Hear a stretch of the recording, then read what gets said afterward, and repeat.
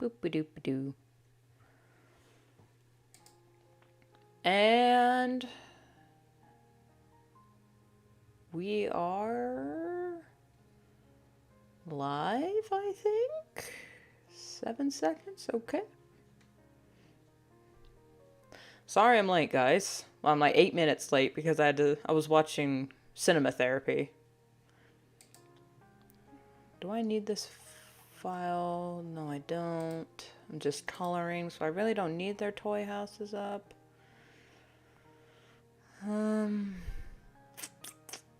Yeah, the line art's already done. I'm just coloring today. Okay. Yep, we're just coloring today, guys. So I know last Warrior stream I said I was going to do the full coloring process, but ended up doing line art for most of the times. This time I fixed it. I fixed it. And I moved the mic, so if you can hear me breathing the whole time, I apologize.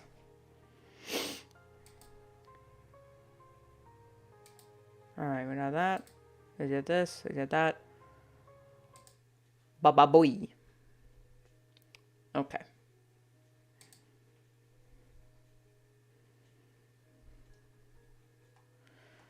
Alright, time forward. Glove.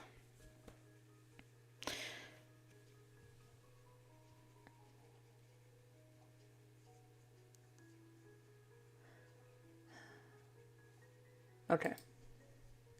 I'm thinking about doing a video about how I colored comics and using this footage, this stream as footage. So if I'm just like suddenly in teaching mode, that's why we're at that. So, apologies.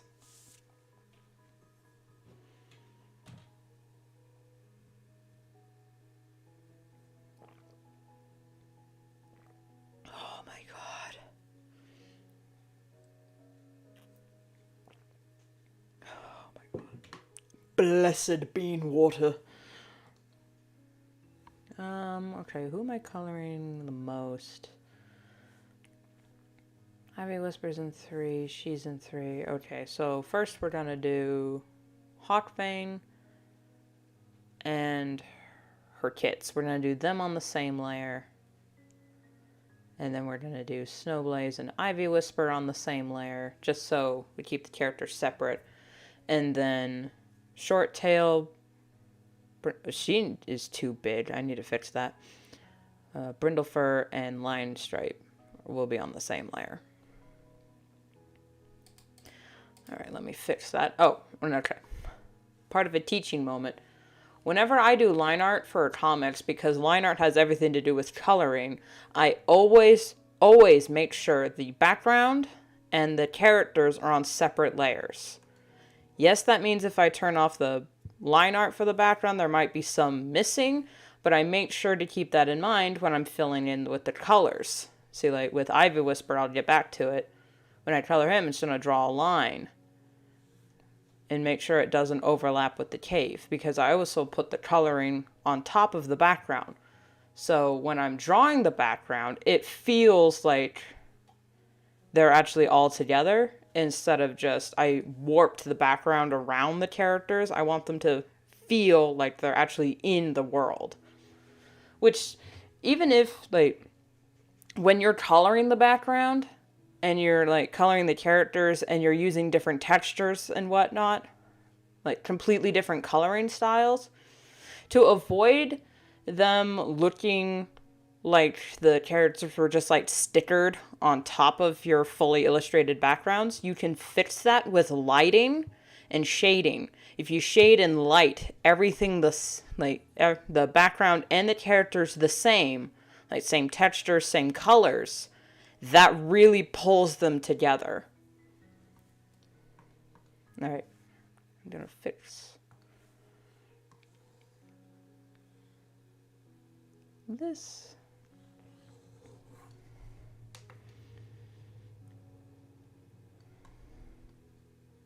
Oh, hell, that means I need to change her head.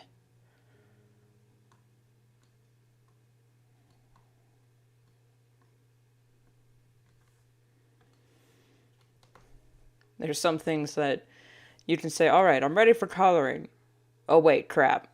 And then just realize, whoops, you need to fix something.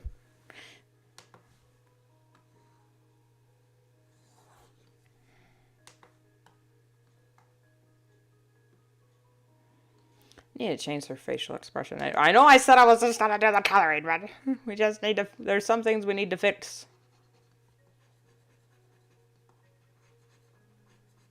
Because another thing that I do with comics, no matter how pleased I am with how something looks, I always let it sit for a bit.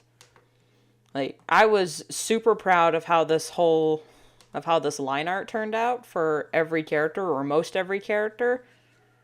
And now I come back to it and I realize, oh, Brindlefur's too big in comparison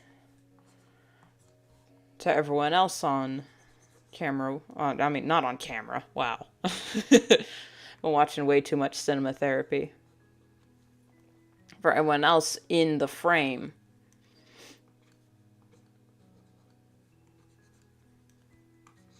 So you need to keep that in mind.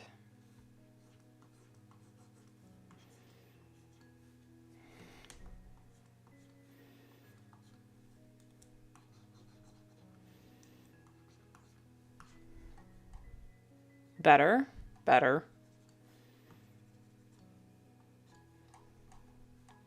Okay, there we go. Fixed. And I'm calling it at that.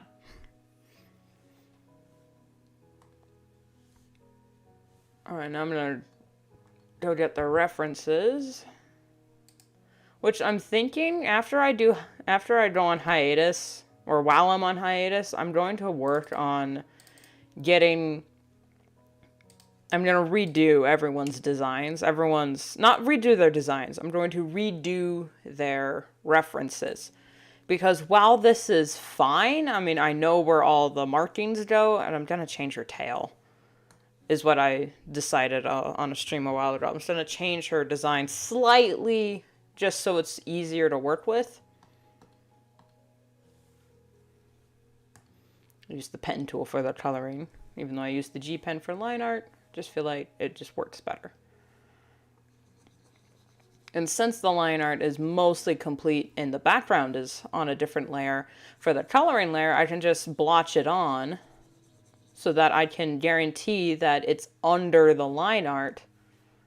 And then use the bucket tool, use the void option, I don't know what that's called. And then I just click and it's fully rendered. And when I zoom out, there's no like weird pixelations on the edge of the line art. Now, there is still some pixelations in between, which if it's really bothering you, you can just go through and erase that. But I usually don't mind, because once it comes down to shading and coloring and rendering and adding lighting and whatnot, it really isn't that noticeable.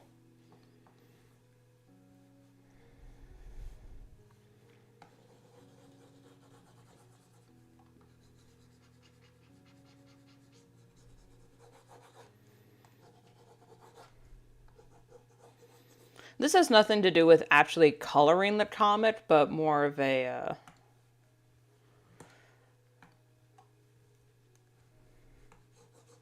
oh, I don't know what to call it. Fix it and post it.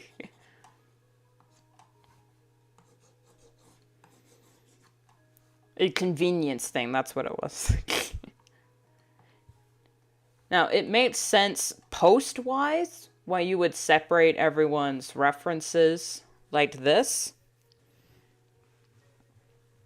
But when it comes to like coloring a comic and worrying about designs, it really is simpler to just have all their base designs and palettes on one whole document. I'm gesturing with my hands, even though you can't see. On just one whole document, so you can just click up that one thing and then you just find the character. Now, the document would get too big. Like with Hauntfang's kits, when I first designed them, this is when they look. This is when they're in their apprentice ages. I don't know why his name is gone. I designed them all right next to each other so they would, look like a cohesive group. Now, they really don't look like siblings, but that's kind of how, like, cat DNA works, even if you have the same parent. I'm just going to get their base colors down.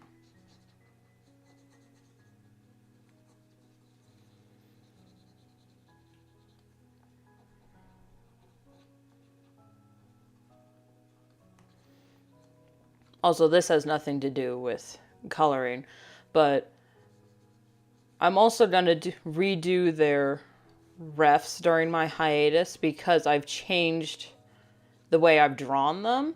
Like, I'm trying to be more mindful of consistency. Yeah, I know her, like, Snowblaze's number of cheat wefts has changed, like, 3 times throughout the span of whatever, and this Ivy Whisper looks nothing like this Ivy Whisper, but his cheek wefts are pointed in the same direction, and his hair wefts are the same.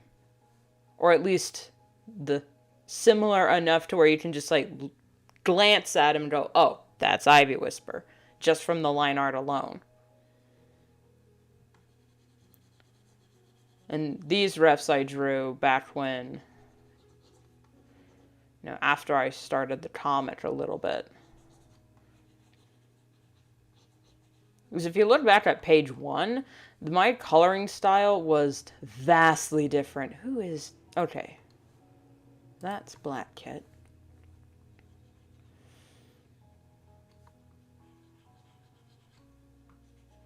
Now, for any of you who are concerned about the kits being so close together and rendering all their patterns right next to each other, what I can do, and what I have done in the past, I put, even though their bases are on the same layer, I put each kit on a separate layer.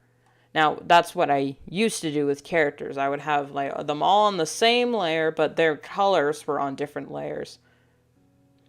But with the big cats, what I've been doing is I have cats that aren't next to each other on the same layer, but I'll put, like, if the majority of them have white markings, I'll put the white on one layer, and then the markings on a different layer, and then their ears, nose, and mouth colors on a completely separate layer. Just so I know things aren't bleeding into each other, and when, like when stripes overlap patches, so when I blend out the patch, it doesn't ruin the line art of the... He's mostly dark brown, okay. Doesn't ruin the stripes.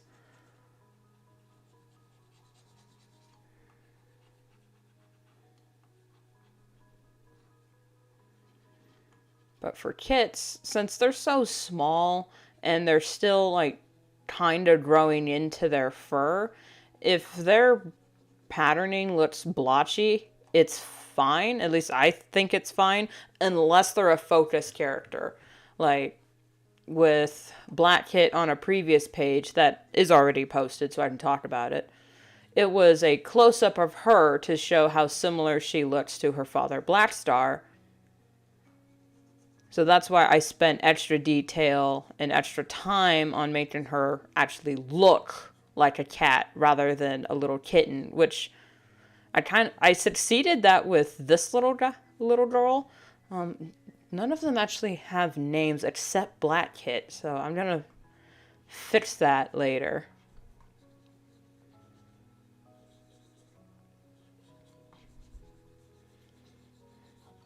One thing you gotta remember when keeping a comic is I know all the characters' names, so it's really hard for me to remember. It's like, oh shit, yeah, I have to name drop these characters. It's like, Brindlefur went a total of nearly 50 pages before her name was even said. And I feel really bad about that, because Brindlefur is not a background character, even though I'm kind of treating her that way, and I do feel guilty about that.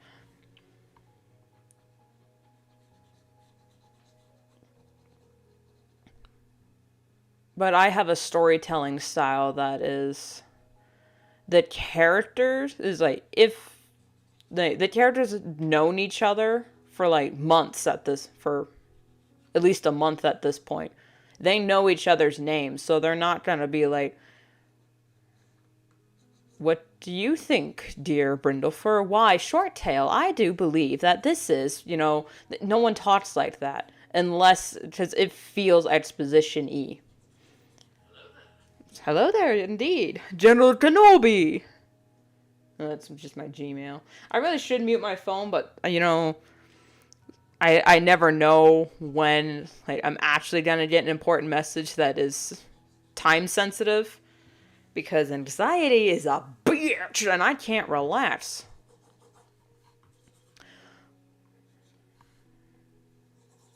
I'll get to that later in a second. You know what? There. Sometimes it's okay to just use the bucket tool if you're losing patience, like I am. Oh, Rune, what have you done? You've colored over the lines, and now Fawnheart, whoops, and now this little kit is covered in the color that isn't hers. Well, that's okay, because you can't just cover, you can't always cover it. I know that's a simple little thing. Because duh, of course you can color over it. That's how digital art works. But I've noticed even experts forget the basics. I'm not calling myself an expert, but I have seen other people that are like, wait, you can zoom? Or like, you can rotate the canvas on in digital? It's like, yes, love, you can. And people get and I've seen people get so concerned about how they're coloring the art, and then they want to get it perfect the first time. And it's just, you know what? In this day and age of acceptance and forgiveness, the one person we've all forgotten to accept and forgive is ourselves. So if you're gonna color something, especially in digital art, don't be afraid of coloring out of the lines. We have the bucket tool, which can go void. We have the erase tool, and we have the erase lasso tool now, which is a godsend. Voice crack, hello. Oops. Forgot the hook thing. And yes, I know she doesn't have a tail in this instance. You got me. It's behind her. You see, that's the wrong layer. Wrong layer! When you see that she's coming out of the thing. So it's fine. It's fine. Shh. Actually, based on that, she would be tucked behind that, and this would be erased. Hello, dog. That's his way of letting me know he has to go potty. And I hate to leave you. You know what, since I don't want him peeing on the carpet, I'm gonna be right back. Dog has to pee. Make it a little menace.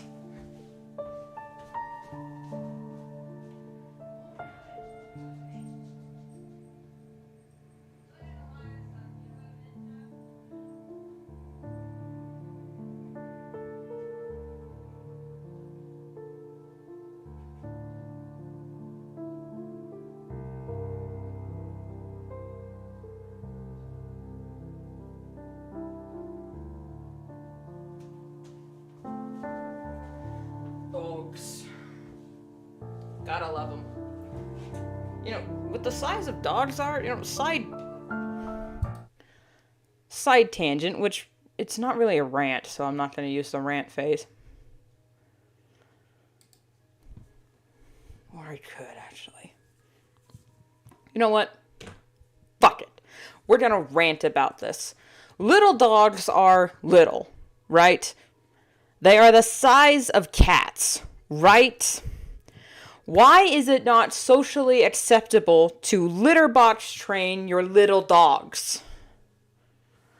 I don't see what the problem is. Dogs are very trainable. You can teach them to use the litter box, but no one does.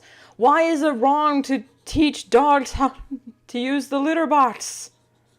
Not wrong, it's just, but it seems like it might be wrong because no one fucking does it. Why does no one litter box train their dogs? It would be so much simpler. Like, oh, I can't have a dog because of my apartment and we don't have any lawn. Just get a litter box. Just get a litter box. A little box? Wow. Get a litter box. Teach your dog how to use it. Or heaven forbid, teach them how to use the tub if a litter box is too small. And then just clean it that way. If you can teach dogs how to answer the phone and detect when people's people's insulin is dropping, you can teach a dog how to use a goddamn litter box. All right. Rant over.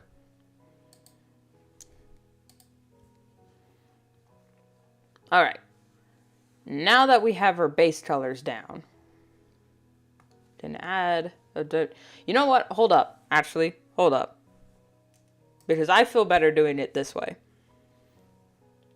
When coloring a character's eyes, especially for me especially me personally, you don't have to do this, but I do suggest it if you want to notice a pop. When coloring a character's eyes, do it on a separate layer than their base colors.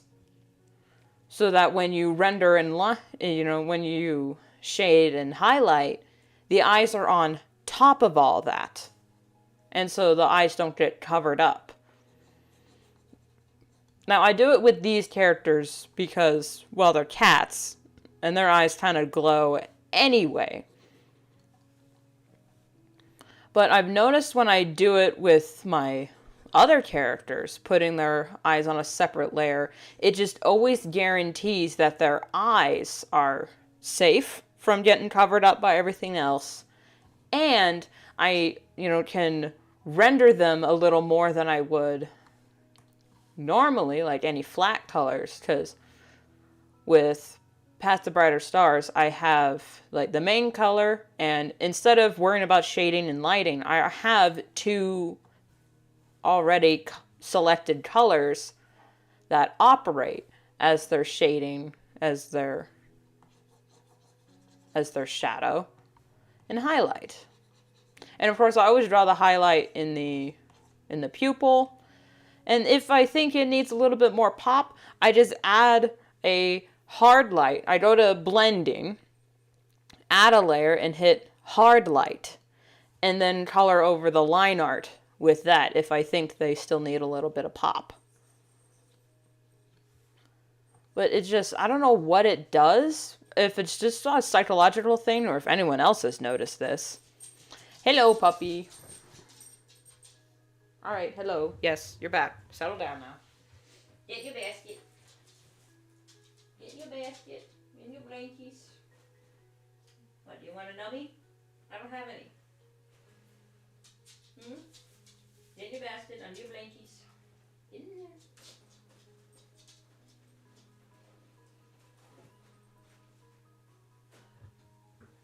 This is why you have studios or carpet so you don't hear the dog click-clacking his way in. Anyway,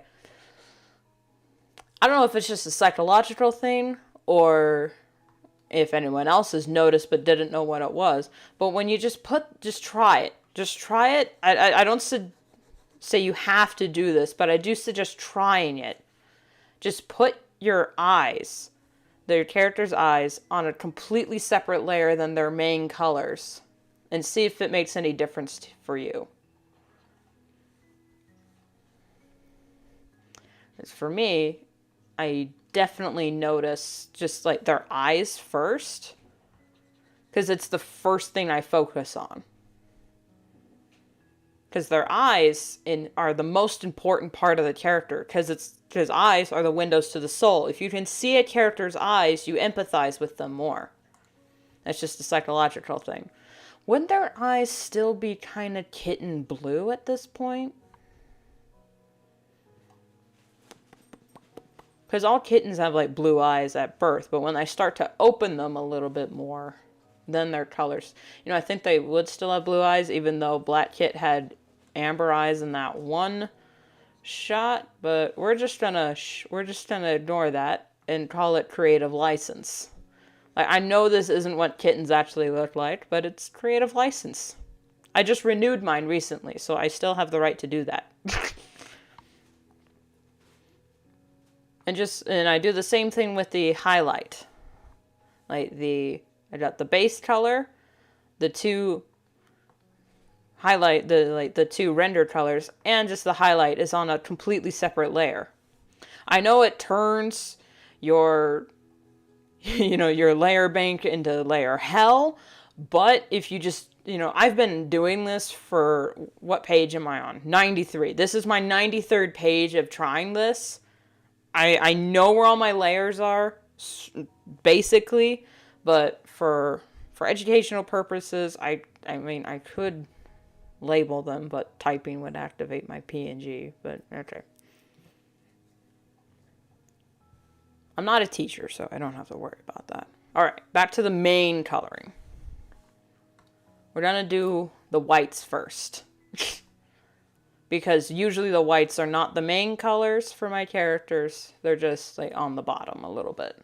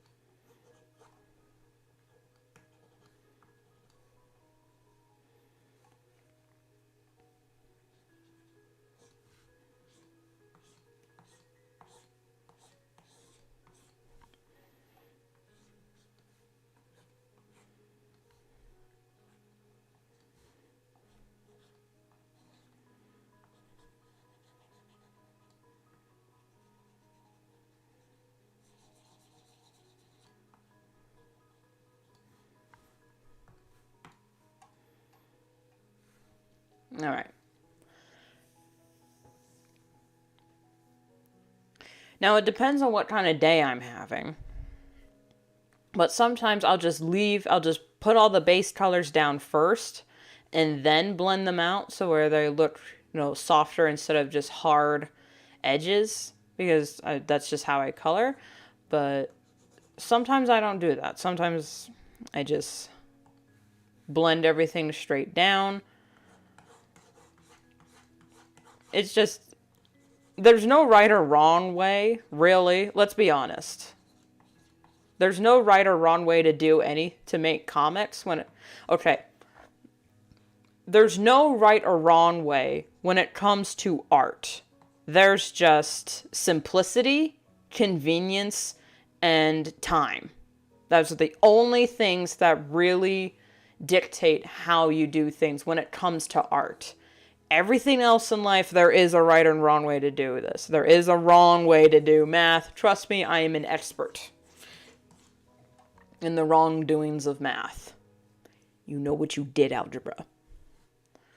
Alright, now the kits all have a bit of white on them because their daddy was white and mom's got white and their grandma was white. Actually, no, she was more of a cream because she was like a rag doll. I don't know. Alright. And each of them have their whites in their own separate areas that differentiate them from each other, even though they're all siblings. Like, I didn't realize this when I was first coloring it, but Rain and Bart have very similar markings, and Rock and Fawn have like very similar markings, and then Black Kit's kind of just the odd man out. I think in their original designs they all had white paws, but I had since no, you can't see the white there, gotten rid of that.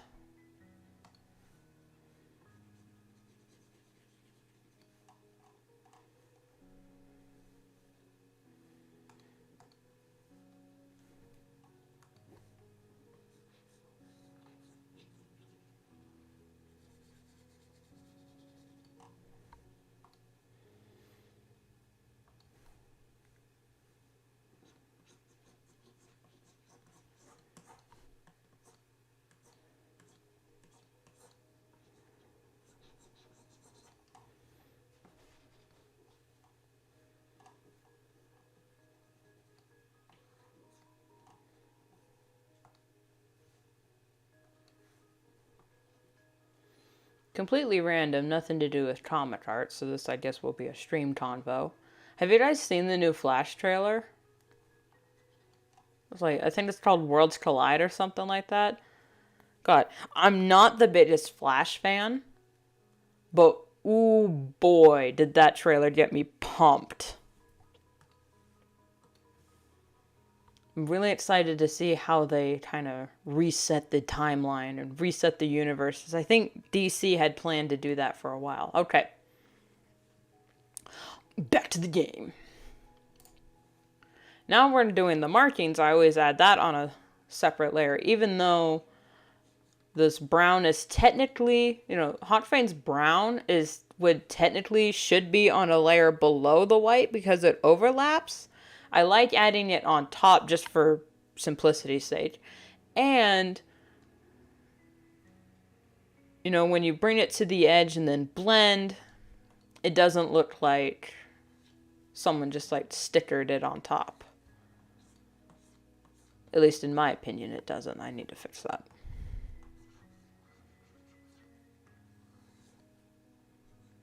Now, I can preach about self-forgiveness all the livelong day, but there are some times in art and in creativity when you just you know what? If you're gonna do a job, might as well just do it right.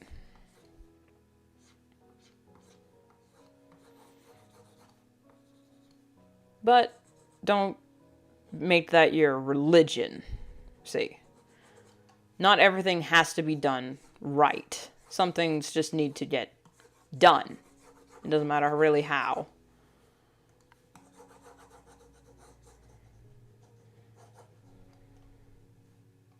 I don't know what kind of markings you would call these, or what kind of cat Hot Fang is, but I know she's mostly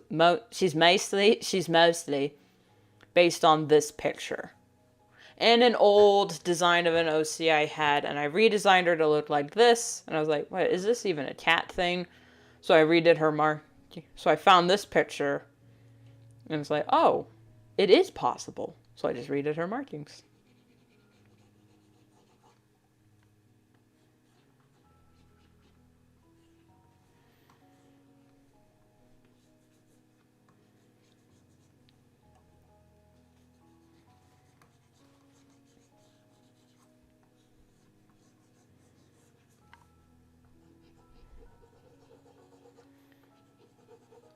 I think when doing this, I'll also do a video about line art. And I think I'll do that for the next page after I get it fully sketched, because sketching is just the bane of my existence. Because it's just a lot of futzing. Same with line art. And I think that lesson with line art is when to hold them and when to fold them. When do you call good enough when it comes to art? And the same thing with rendering. I did an illustration the other day for my story Dreamwalkers, and I have a hard time knowing when to stop when it comes to doing the finishing touches.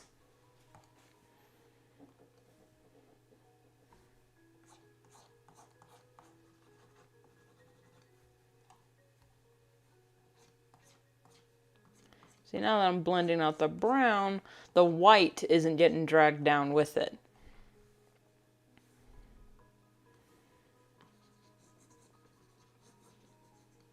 Now, there is some overlap, but it's not earth-shattering. At least for me, it's not.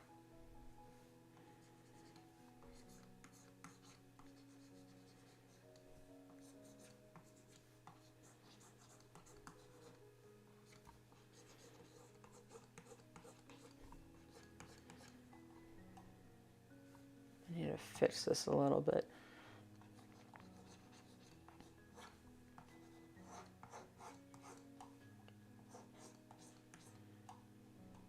There we go.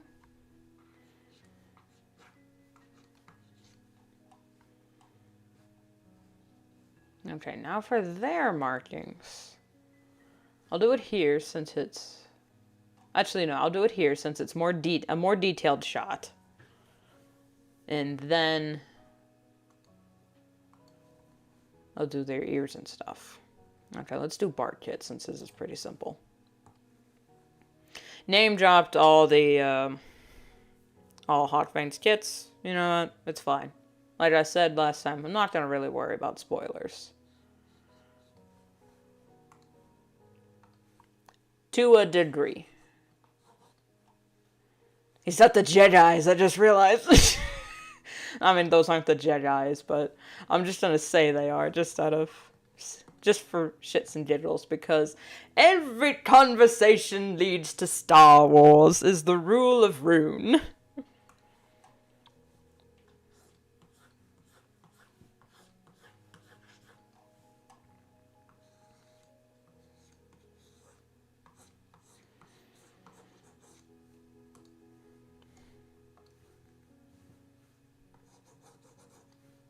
And that needs to be a little better.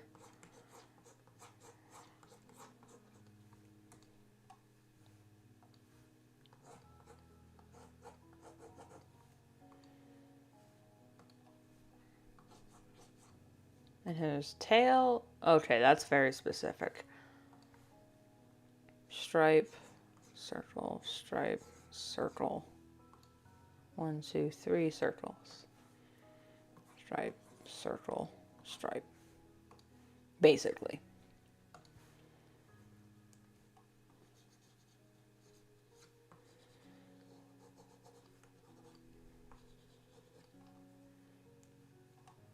One down. 5 to go. Oh boy. What was I thinking giving her 5 kits to keep track of? I was thinking a story. Honestly, I don't remember exactly how I got to the number 5 when it came to her kits. I think it was because I wanted to, like, start the clan off strong. But also I had ideas that each of the little kittens would have their... Oh, he does have white paws.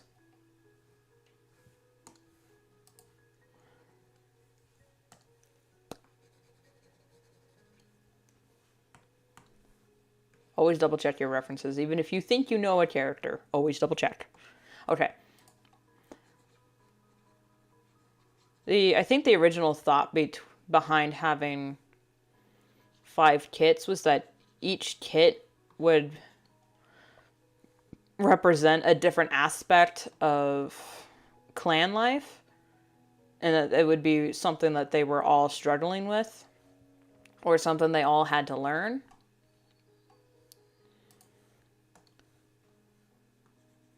But honestly, back in the early days of Path to Brighter Stars, it was really just the rule of cool. I gave her 5 kits because I just wanted to give her 5 kits. Future me can deal with that.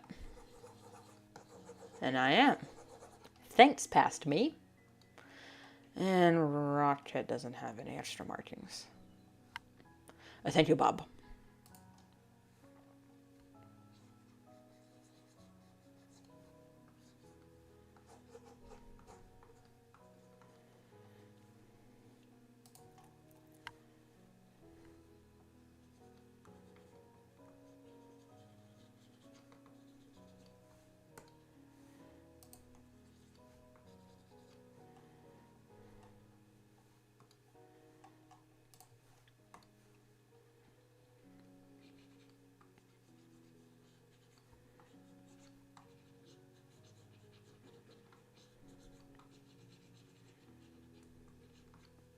Also, something I've noticed when it comes to coloring, and this is just coloring in general, it has nothing to do with comics, but it's mostly implemented in comics.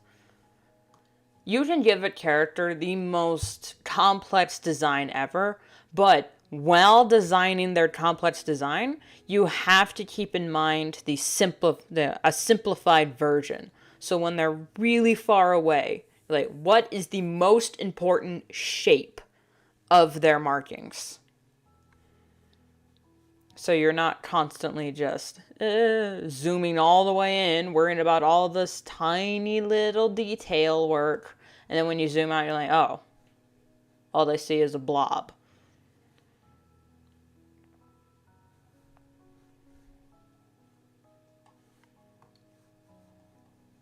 Jeez, okay. Okay. Now we add a layer on top, which is just their ears and nose situation, which Hawk Fang has a black nose. Two of her kids have black noses, the other three have pink. Okay. And I think they all have the same inner ear color as her. They do. Okay, that's... Wow, past me actually did something right by future me. Thanks!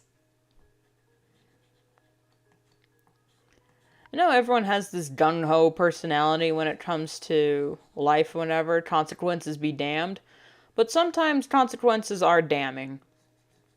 And future you will be spitting on past you's grave if you don't consider them.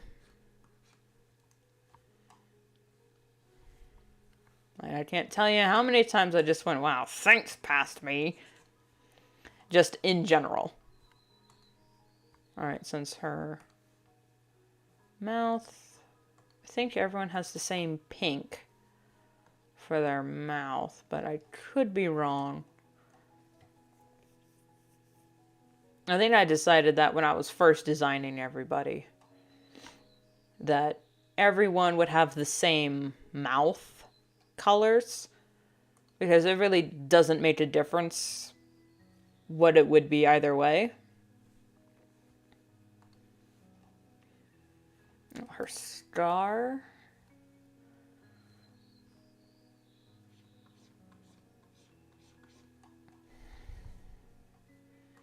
There were some times where I almost forgot Hawk Fang's scar and I legit panicked because it's an important part of her backstory.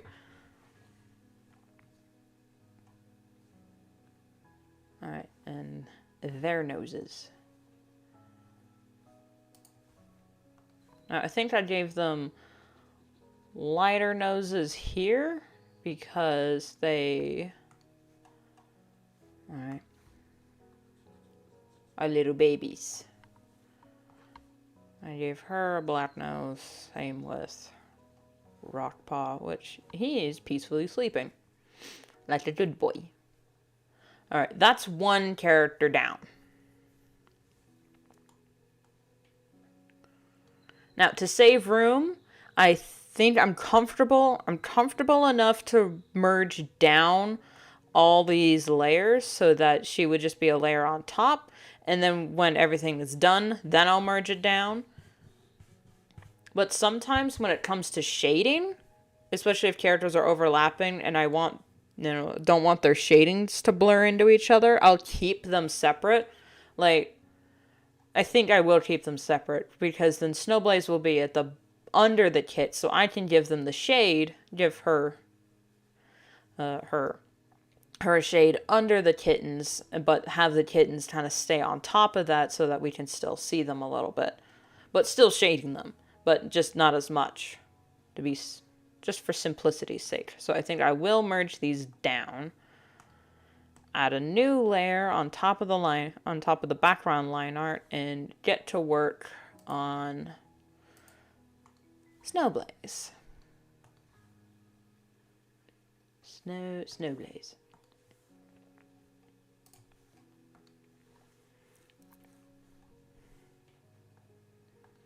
And since she is underneath, I can fully render or fully color her body under the kittens so it doesn't look like, she doesn't exist under them. She's still a whole person, it's just the kittens are laying on her.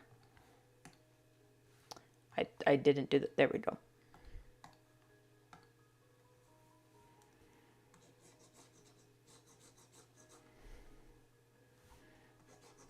Always be mindful of stray lines because even though I try to do full line art, when it comes to like non-focus areas, I get a little lazy.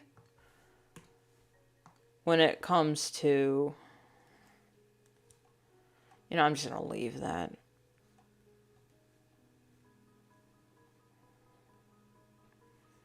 I mean, I can just overshade it just to hide the fact that they're literally in a void.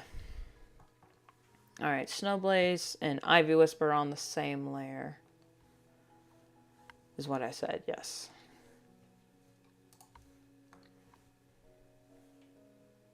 Remember what I said earlier about being mindful. Oops. Always be mindful of what brush mode you're in.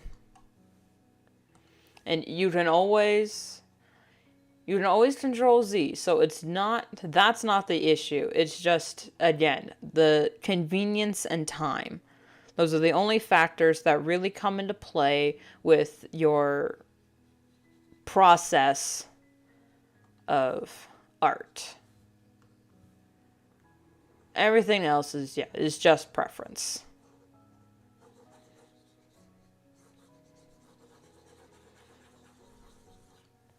Now, there is a wrong way to do art, as in by not doing it at all and having an AI do it, but that's a different discussion that I have made a whole ass video on, and I haven't rewatched it recently, but I'm pretty sure I still stand by everything I said in that video.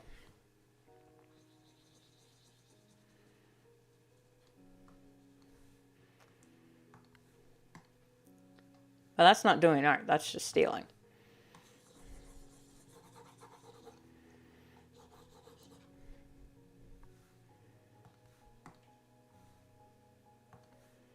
Is it throwing shade if they deserve it? I don't know. Jack of all trades, master of none. That's me. What's that got to do with anything? I don't know. Nobody knows. My patron clone is Gregor, apparently. No one but me knows what that means, and that's okay. Now for the eyes, it doesn't matter what layer the cats are on. The eyes, I always put them on the same layer, just to keep them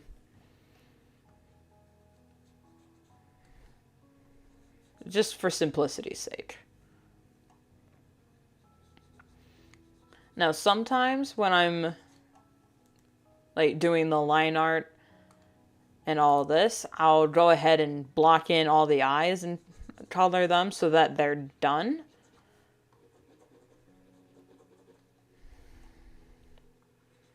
But I thought I'd include them today for this stream, just for funsies.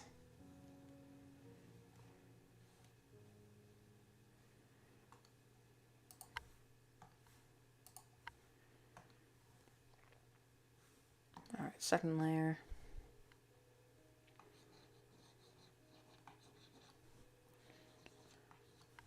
Something also you gotta keep in mind when coloring specific characters' eyes. You gotta, like, everyone's eyes are different. Like, not just DNA-wise and the way they catch light, but since you're just coloring a character, you can just choose how their eyes catch light, or if they catch light at all. Because, like, in earlier pages, in earlier pages, Splashpaw, his eyes were very dull and didn't reflect light. Like, he had no shine in his eyes, except in very specific situations. Now, recently, his eyes have been more shiny due to, you know, certain situations happening. But that actually is a spoiler that I don't want to talk about. Alright, now I do Ivy Whisper's eyes. I treat the eyes as their own entity when drawing and coloring.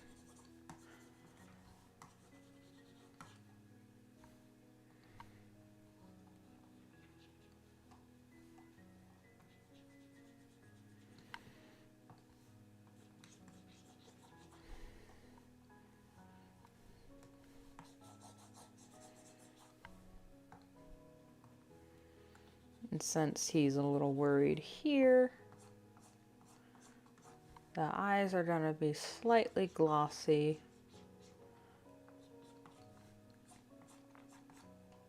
And have that repeat ring that I've added in whenever a character is slightly panicky. I don't know why, I can't explain it, but I like it. I just think it's neat. Alright. Now we add that layer. Even though Snowblaze is mostly white, she has a patch. She has patches, so we will treat that the same as the white layer. Right? Yeah.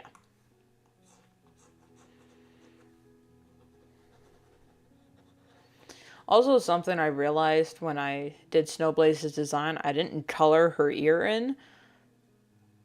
So then when I did an illustration, I only had one of her ears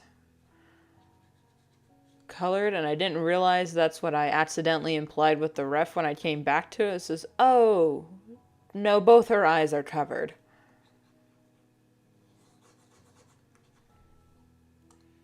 Her right paw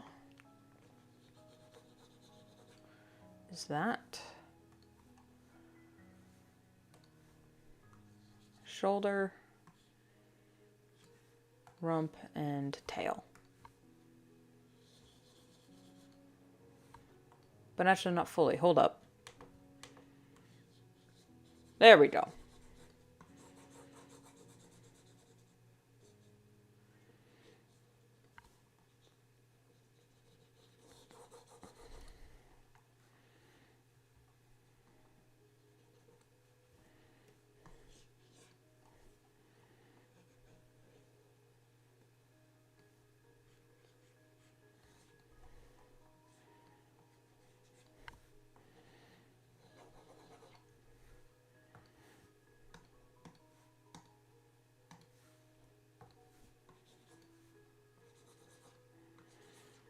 Sometimes what I do, just for time's sake, sometimes, yeah, I'll just draw the outline of the shape and then just use the bucket tool to fill it in. And then when it comes to the lines, I'll just run over it with the brush to get rid of any stray pixels.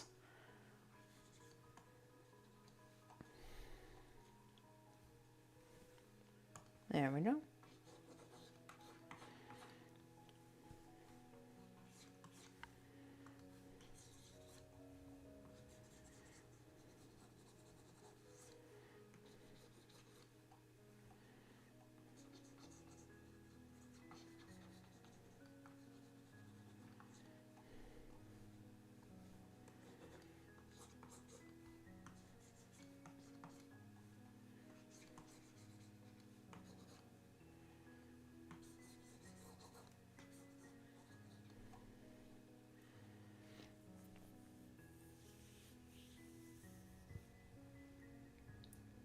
I think I'm gonna add a little bit more color here.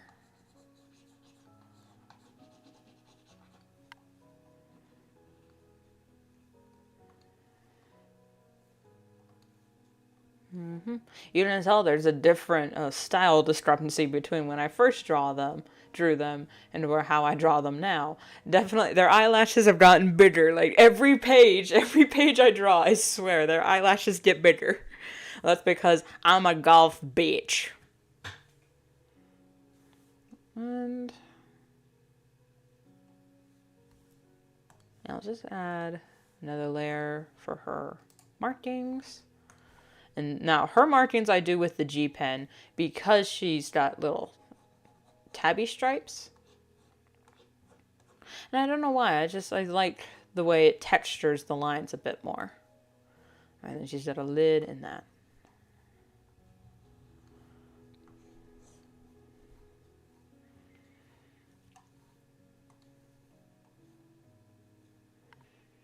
Now her design has changed a few times, multiple times actually. To the point where I'm not actually sure what it is, but as long as I get these few stripes, I'm fine with it.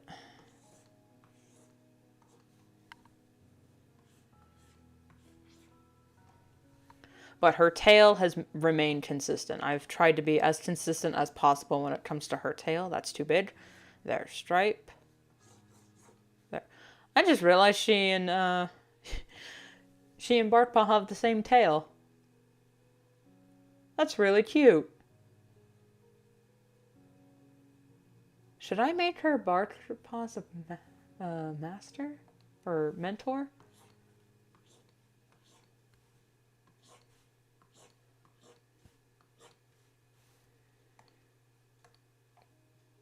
I mean, I had her for a different character, but I think I'm willing to change it. Yeah, I'll do that. You know what? She and Bartpaw can hang out. Oh, right, other paw.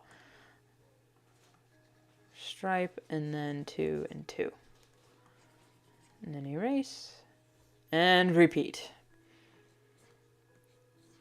Make sure, and this is actual artistic advice for comics, make sure when you're designing a character, make sure the design is something you won't mind redrawing literally 1,000 times. If you look at the design and go, whew, hope I don't have to do that again, guess what? Congratulations, you played yourself.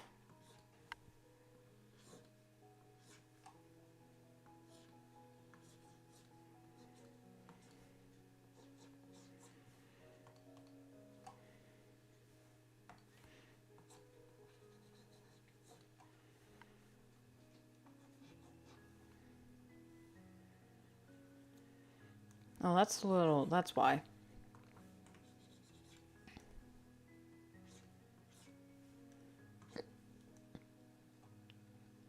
And since you're not animating, and it is comics, you can draw the characters slightly different on each page. At least I make that rule, just to have a little bit of self-forgiveness.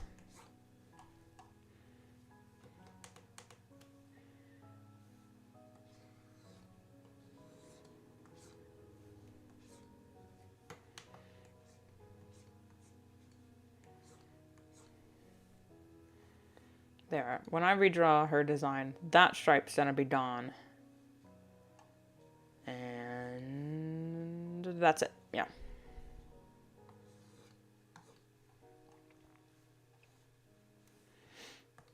There we go.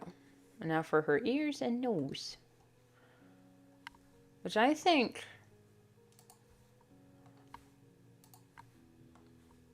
yeah, her ears are the lightest, I think, of all the other characters. But I think her nose, like, everyone has the same base nose color, except there are a few variations. I'm not sure exactly who has what variation. I just usually color pick. There we go. She's done with the coloring, so now I can close that. Just for my own sanity. Now back to the white layer, and we do Ivy Whisper, who's looking more off model every time I look at this panel. It's okay. This is, as I've stated before, just a practice comic for me to get used to drawing for when I do a graphic novel later with my official story, Dreamwalkers.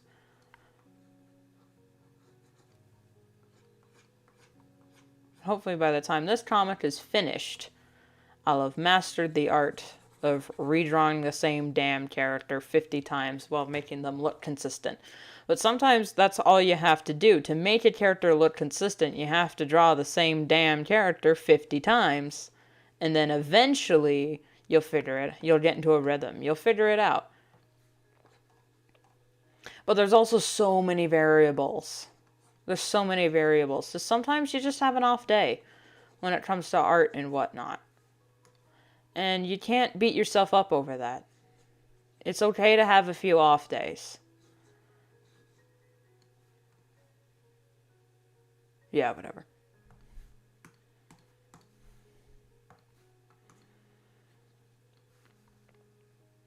As long as, just play it off.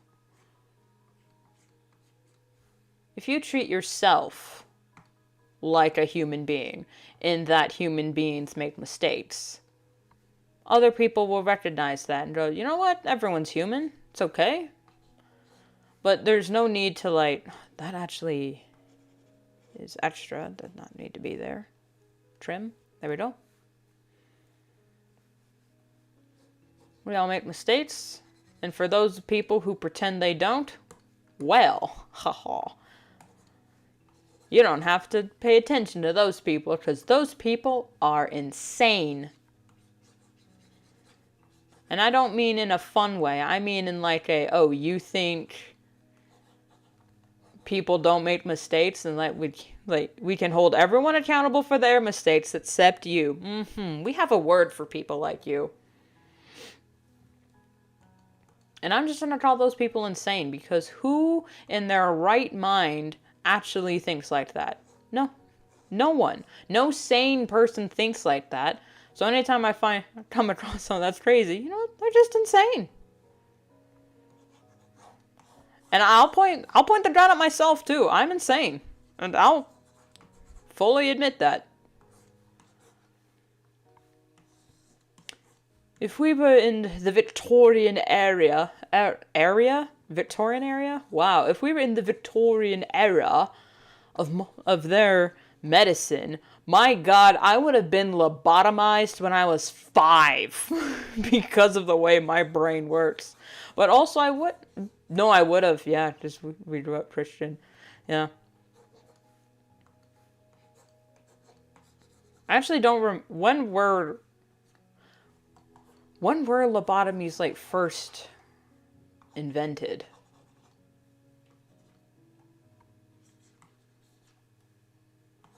Because the first version of the lobotomy we had was barbaric at best. I mean, even caveman looked at that and went, oh, bro, dude.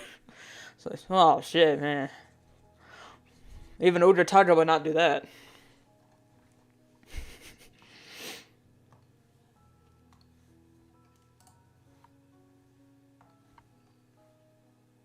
When were lobotomies first invented? Chat and comment section in the future. When were lobotomies invented? I need to know.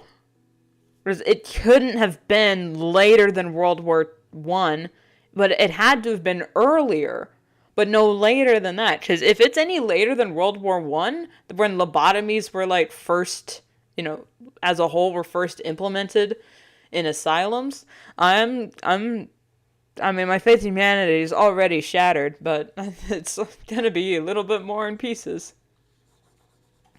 Like, this isn't like a faith in humanity thing. This is more like a, really? Just, wow. Okay, did you know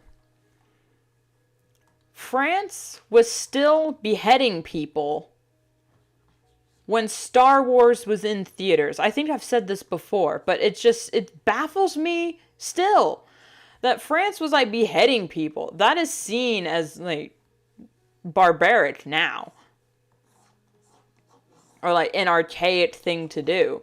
But is that even his hair? Hold up, let me pull up. Slight spoilers for my comic. I need to figure out, how did I... Oh, that's what I did. Okay, actually, no spoilers, just...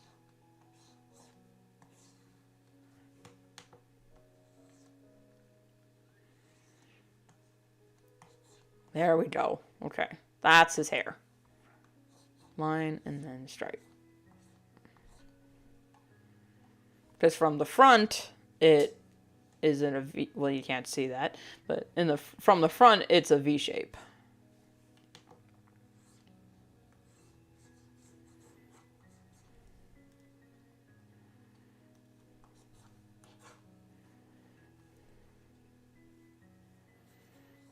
And if that was all his markings, this would be a really fun day, but it's not. As much as I love brindle fur, I mean, you can't tell how much I love her because I don't draw her. Because she's so freaking hard to draw, and even though she's not really that hard, she's just got like 4 colors that I need to keep track of. But she's a tortoiseshell, so I can't really change that. I mean, I could. I am the artist. I can make the creative decision to change her design slightly when I come back from hiatus. But at the same time, I don't want to like completely redesign her without reason.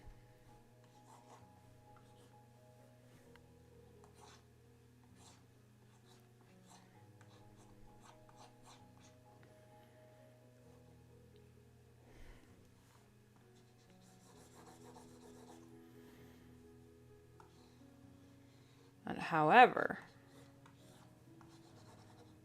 a lot of artists and writers forget, a lot of creative types, I'll just say, I'm going to call us all out here. A lot of creative types forget how forgiving our audience is, because our audience is are people too. Okay? Audiences are people too. I'm doing it wrong. There we go.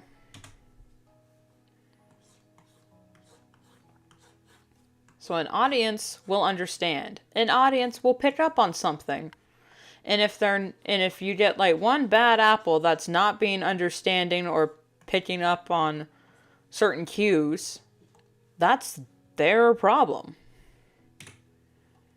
As a person, not you as a creator.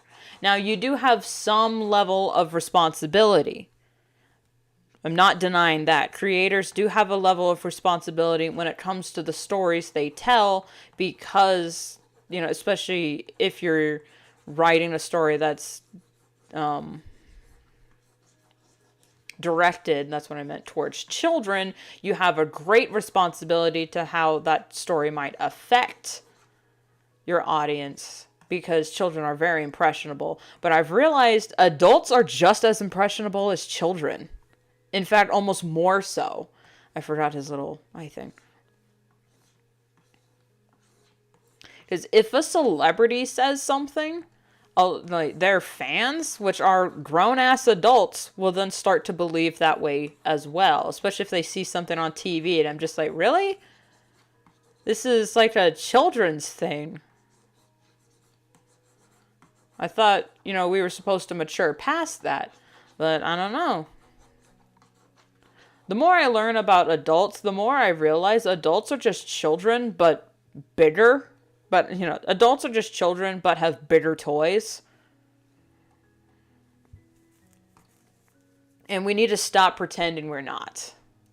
I say we because, surprisingly, I don't know if you can tell, I'm an adult. I'm a legal adult. Mental, no way. And I will stand by that. I'm not going to make any pretenses that I'm not immature. But I am trying to move past some of my more vastly immature ideals and tendencies. I'm trying. It's hard without a guide, but I'm self-taught.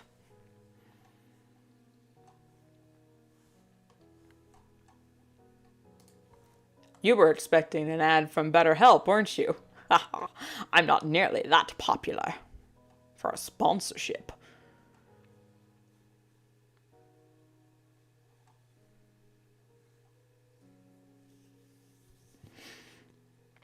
I think this majority of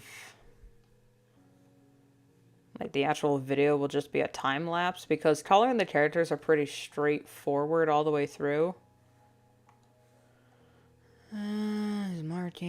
Markings. Well, you know what? I'm going to thicken his stripes just a little bit. In this shot. Not quite thick enough. Because he's not a full tabby, but he's not a,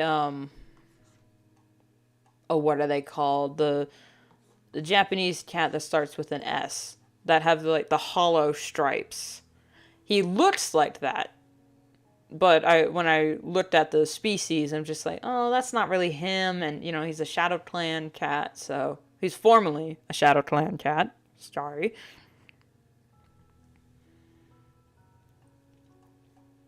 And I really didn't pick a a species for each of these cats. I just picked a look. Okay, I think they're done. So for simplicity's sake, I'm going to merge down all their layers, add another layer on top of the background, and start with the background characters, as in the characters that are currently in the background. Lion Stripe, I am so sorry I've been treating you like a background character, but haven't gotten to his part of the story yet. See what I mean about Brindlefur? It looks simple enough, but it's just a lot to keep track of, and I'm not sure if I want to keep it. But she is a Brindlefur. You know, if you look at actual brindle cats, there's a lot of details and crap in there. So I'm wondering if I should, like, after hiatus, make all her markings airbrushed instead of G-penned. Except, like, her eye and ears. Alright, let's start with Shorttail since he's more present. He looks so derpy in the background, I love it.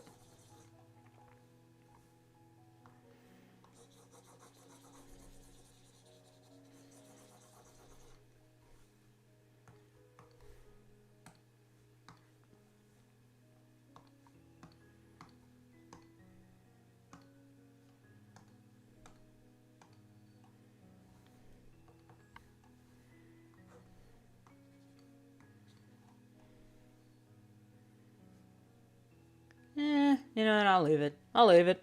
It's fine. Actually, I'm gonna do all their base colors.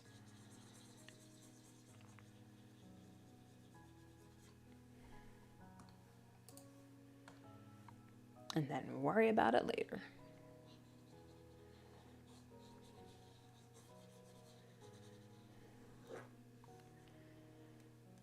Now, since Brindlefur was moved from her original position due to a scaling issue, I will have to manually erase some of these areas. But beyond that, she's fine.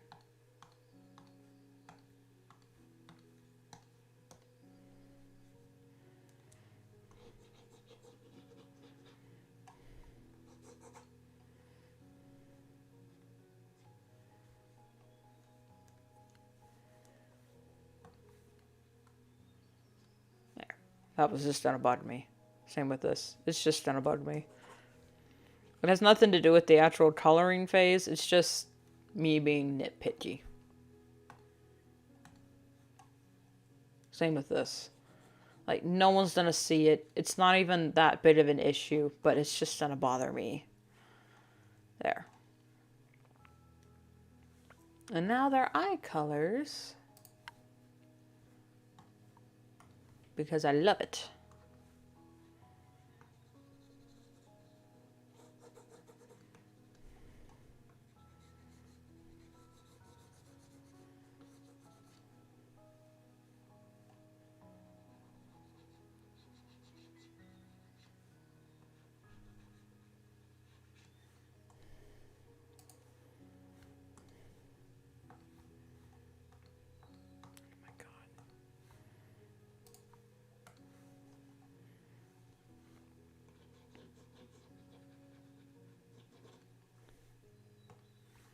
Also, when coloring a character, coloring characters or multiple characters, it's okay to utilize the dual color picker if the program you're using has it, just for time saving. So if you need to switch between two colors, or if it's just you're gonna color these two things and they're like right next to each other and it's only the one. They each have one color.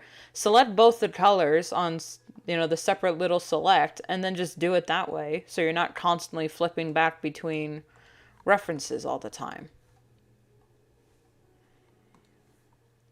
Like when I did the eyes, I selected the light and the dark. So I could just do them both at once. course, since this is a mood shot, he's gonna have a lower lighting with a tighter rim and a sharp undercut.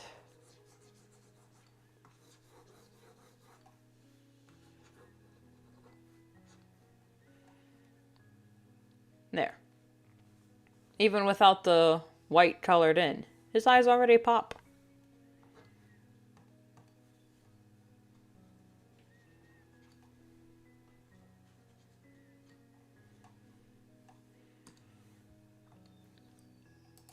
Side tangent. Not really a, it's not a rant, so I'm not going to bother with that. Oh, I'm on the wrong layer. Wrong color. I have not seen the Super Mario Bros. Movie yet, but I've heard a lot of good things, and I am desperate to watch it just to hear Jack Black sing as Bowser, but also it's because I like Mario.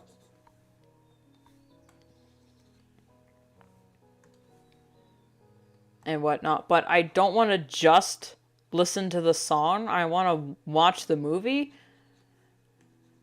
But it's killing me because I'm seeing references to the song everywhere. And I really want to listen to it, but I don't want to, like, just listen to it. And then when I watch the movie, just waiting for the song to happen and miss out on the movie. But then again, I want to watch the movie, but then not get so swept up in the song, just don't register anything else.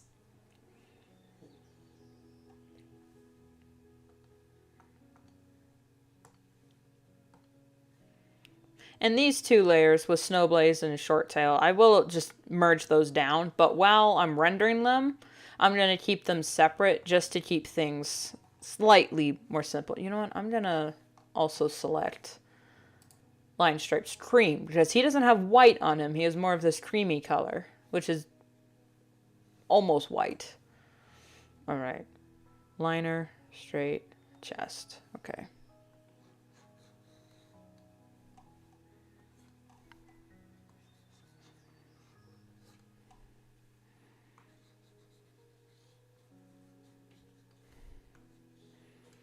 I don't know what his expression is, but I didn't want him to be pissed. I just wanted him to be slightly irritated. But in doing that, he looks kind of upset. Which I'm not sure how to feel about that, because I pride myself in my expressions. But I guess I'll just roll with this one.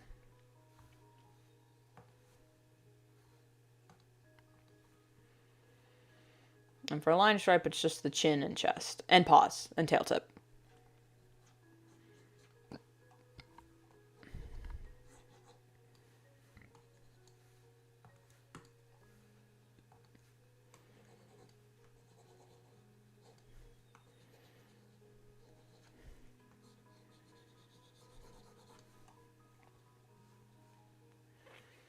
There we go.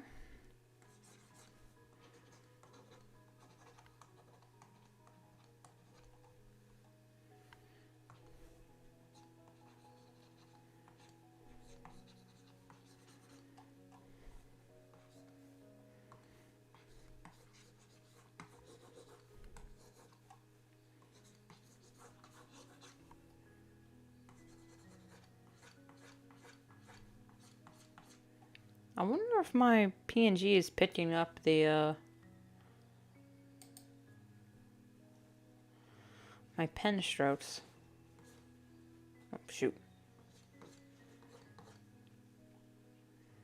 Because sometimes I get a little loud with my pens.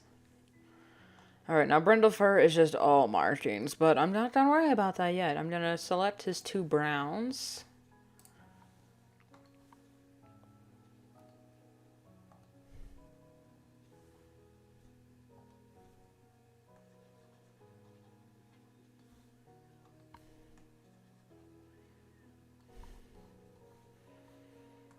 Now since... Oops. I got it backwards.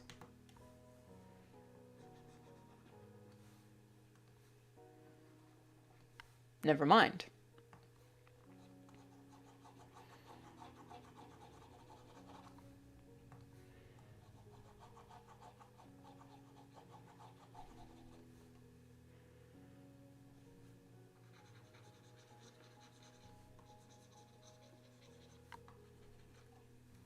Something that's kind of funny about Short Tail is that he's so insistent on being clean, but even though that really hasn't come across as, in his character as in the comic so far, but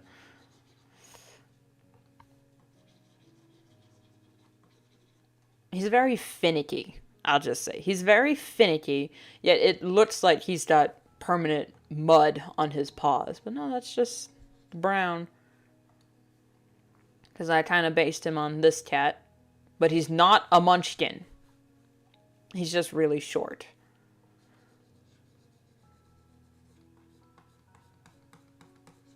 Actually, I think I should switch. Or should I just smudge it later? I think I'll just smudge it later. Smudge it later. Bad joke, don't laugh. Don't worry.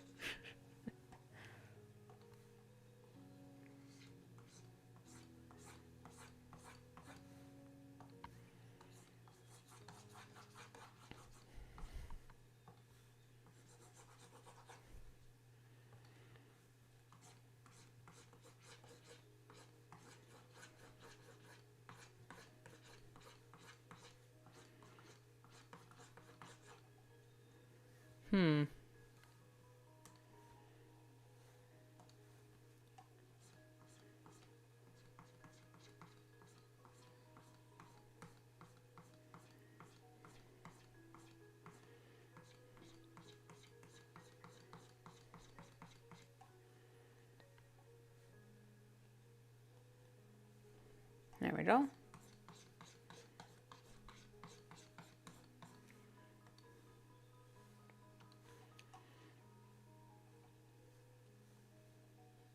You know what? Actually, now that I'm thinking about it and looking at what I just did with Short Tail's markings, I think I might do the same with Brindlefur post-hiatus. Now he uses the pen for his markings. Because all of them are smudged except this one, and it's a smooth, non-textured line.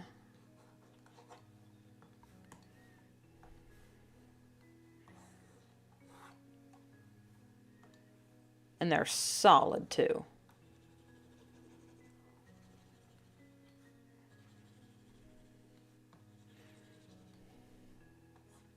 Because she is a brindle. And that would give a nice texture, added texture to her lines, to her colors, without me really changing anything, but it would be extra work. Anyway, I'll just have to figure out how I'm going to redo that. And then it's only 2 stripes and a base on the tail.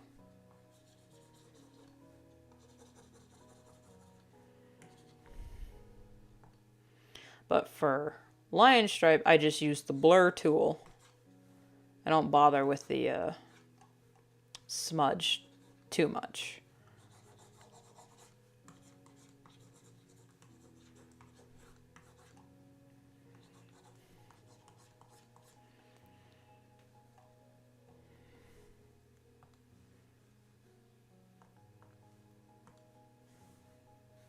Just gonna add that extra markings layer when I get around to it. And you know what? I need to actually take a quick bathroom break. Intermission. Type dealio. I will be muting my mic for that.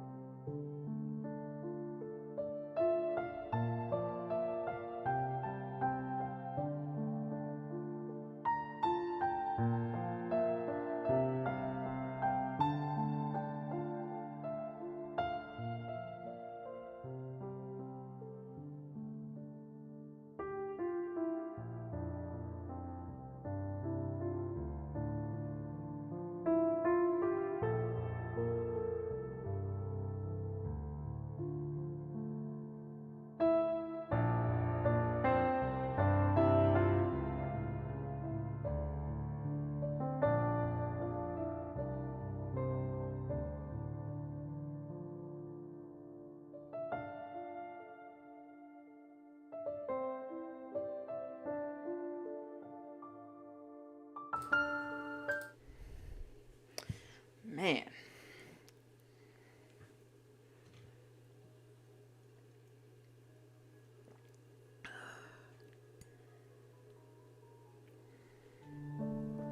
Oi! Sorry.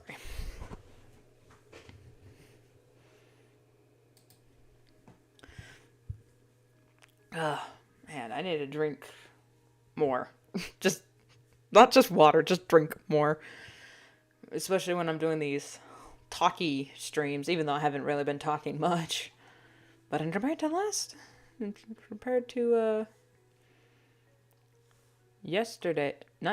Monday's stream, wowee. I'm chatterboxing it.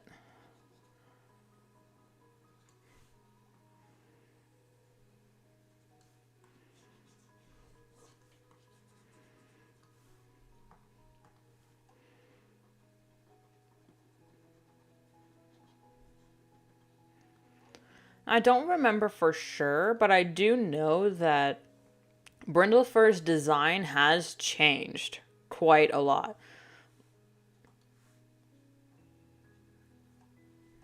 Like before,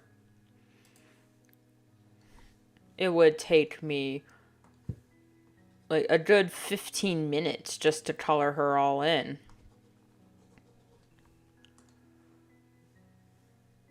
Especially like if I, heaven forbid, decide to bring her tail into this.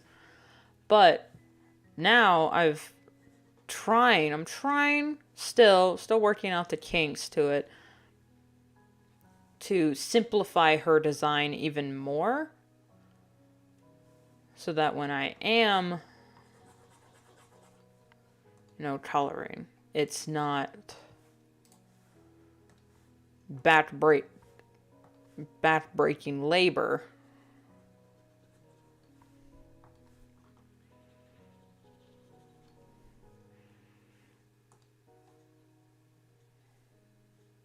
So like, yeah, I even added a bit in the middle of her tail.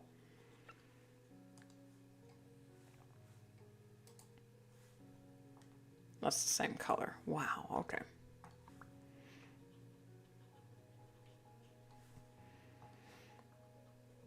Even though there's no real reason for her to be this detailed. It's just because I wanted it so. Now given this, alright, this position.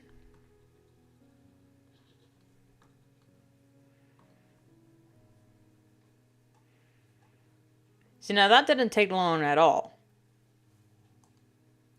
But redoing, like, if she's in a comment page, like, and is on every other panel, it starts to stack up.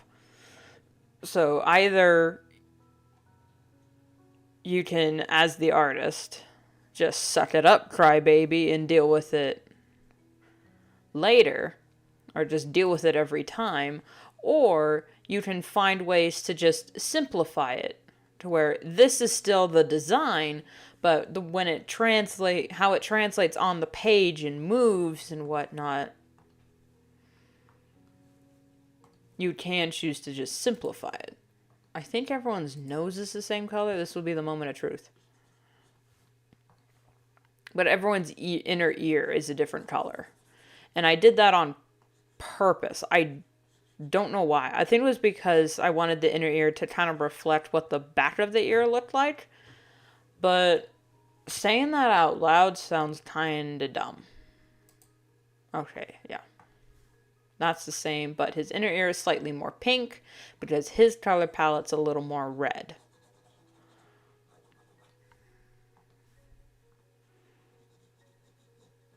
I think that was the reason. Would you see his scars at this point?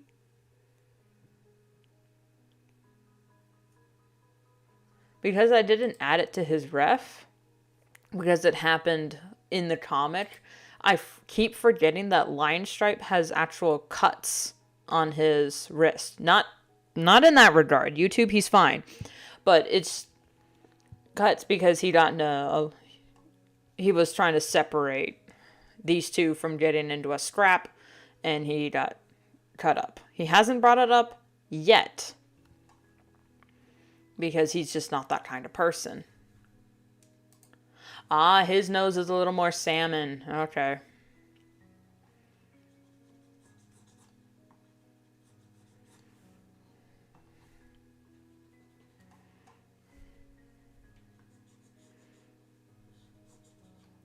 And we're almost done. Click and click. And with that, we are done with coloring all the characters. It only took us an hour and 40 minutes, give or take. Oh my god. Oh. Now that the hard part's over, I can merge these layers, merge this layer, keep these two separate for shading purposes. All the eyes are done, so I can merge these down for simplicity's sake. Here's the line art layer, and now we bada bing bada boom grab our proper colors. Now, what some comic artists do, I think, I can't speak for all comic artists, but some I've noticed, the backgrounds will like change based on the time of day. Like, since this is going to be a night piece, they will actually change the background colors to be more blue and whatnot. Now, that's all fine and dandy, but for me personally, because I have ADHD brain and whatnot, I need consistent color palettes, which is why on the camp map, which I have somewhere, here it is, the camp setup, I have these four parts of the camp of, well, I'm blanking on words. These four areas, the main oak tree, the log, the juniper bush, and the rock, all have their own very specific colors. And I keep them all on their own separate layers. And of course, the inside also has its own color.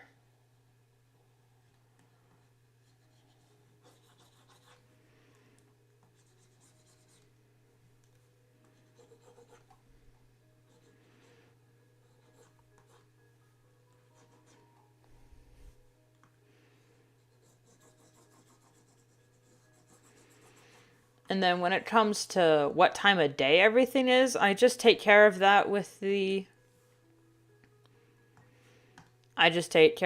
shading. That is not the right thing.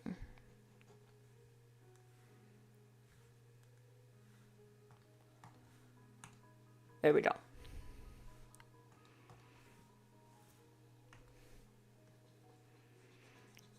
In light characters, when it comes to the background, I think I explained this on a different stream, but I'll say it again here. I like to keep all the separate pieces of the background on different layers. Like the rocks will be on one layer, the trees will be on a different layer, and the bushes and leaves on another. Just, you know, for layering the rendering, for the shading and whatnot. The oak is actually two colors because oak trees are very textured. Even though I'm not sure if the way I've colored it has actually read as oak, but if I keep saying it's oak, then the audience will believe it's oak. And they'll say, oh, that's just their style. And I'm like, ha, gotcha, bitch!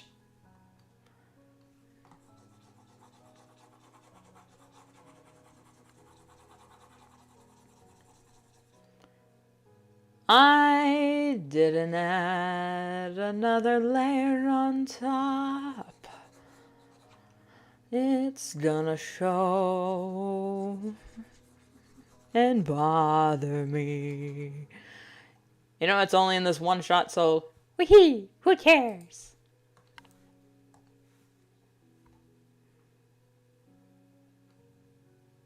Now, normally I would put these two on different layers, but don't care.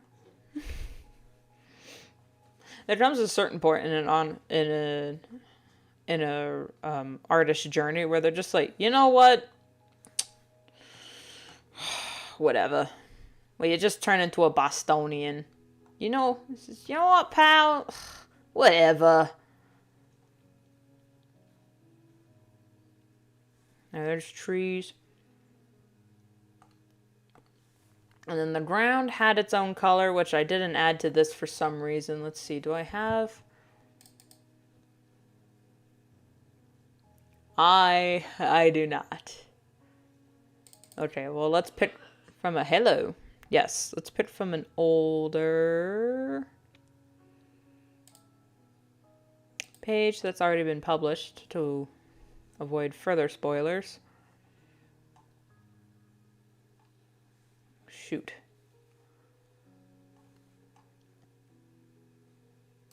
Okay, I know it was a brown and then a lighter brown. Let's make this a slightly more red. One of these days, I'm gonna just, I'm gonna make it so here. The ground is actually lighter than that. We have these are the two ground colors.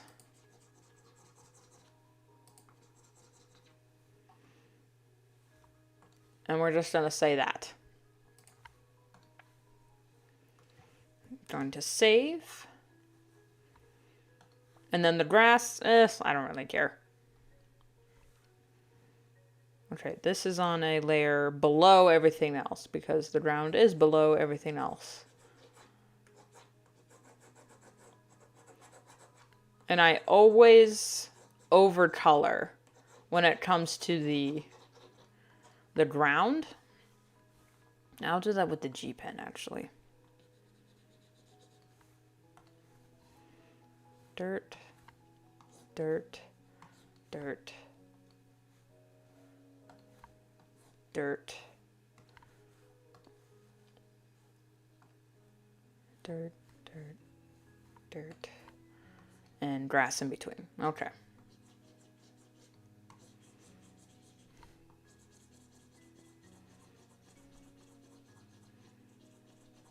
You can also, with coloring backgrounds and whatnot, add planes of, not existence, that's not what I'm wanting to do. You can just add perspective planes by just the way you draw it out. Now, I know this looks like a kindergartner scribble here, because it is. But we get our handy dandy tool, the smudge, and just pull it around. Yeah, I know it takes a bit to render because I don't have the best of PCs.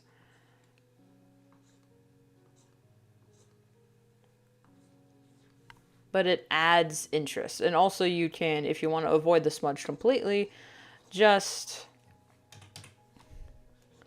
go in with the brush tool, with the airbrush tool, and just go back and forth on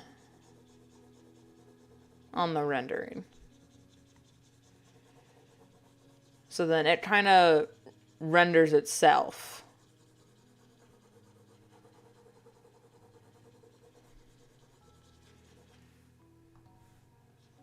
And since this is a night scene, this is just adding texture. It's not actually lighting and shading, even though most of the time that is how I use it.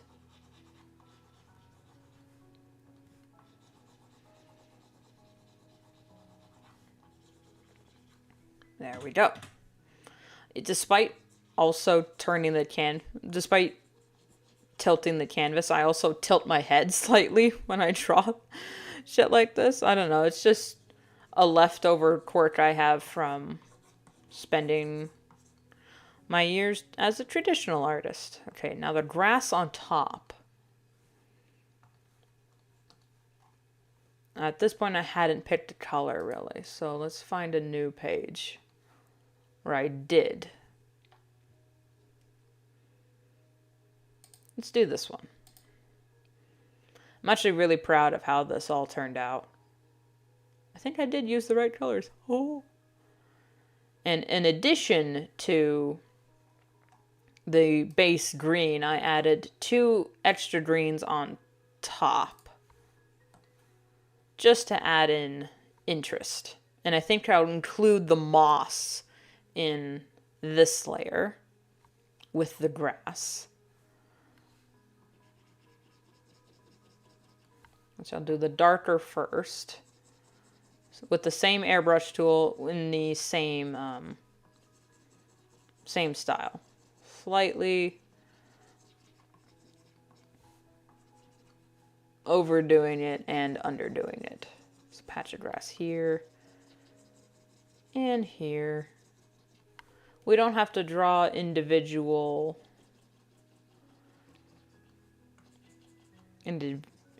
blades. It's implied in the texturing.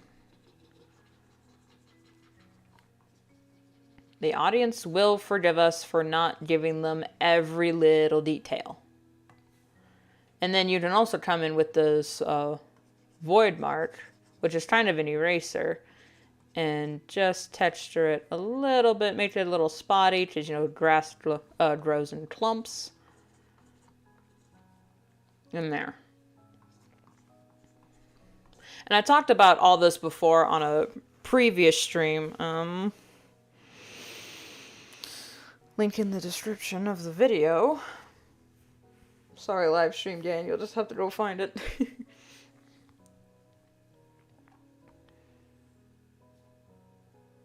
Okay, now I'll do the moss, which the moss is more of a deeper green, kind of bluish. That's just kind of how I decided, oh, there is ground in here. So yeah, okay, I'll do the moss. And then the moss, I texture the same way I would do a cloud, and I need to actually erase some of the cave.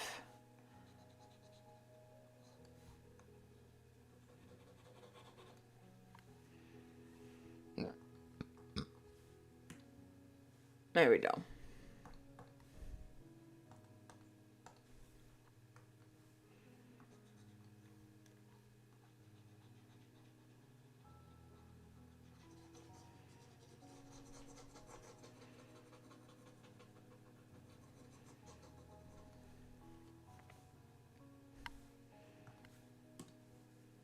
Oh my god, I thought I clicked on the bucket tool, but I didn't. Okay, yeah. When it comes to the moss, I render it like clouds.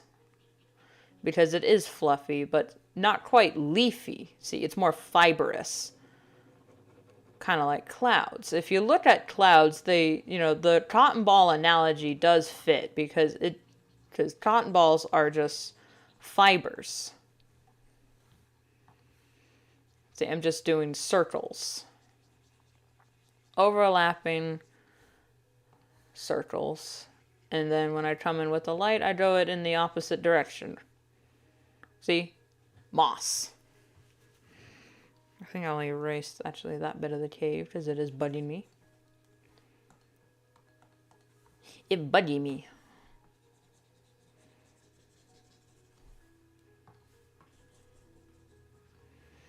And then when it comes to backgrounds, your audience will forgive you for being, you know,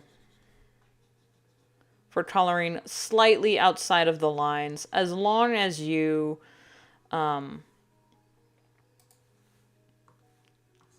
like undercolor it. Not undercolor, like undercut it is what I'm just going to say. With, you know, a different color to clean up the pixels. I'm going with this dark brown. And then color it since it's more moist back here, but so there's no noticeable texture, but it is noticeable enough to where if it was just a solid color, you'd notice. Okay. Grass, lodge. I put the bushes and leaves layer on top of the logs. So plan, here's the little, just a little bush. And I don't remember what the juniper berry colors were, so I just do this with the airbrush tool and just kind of BS it.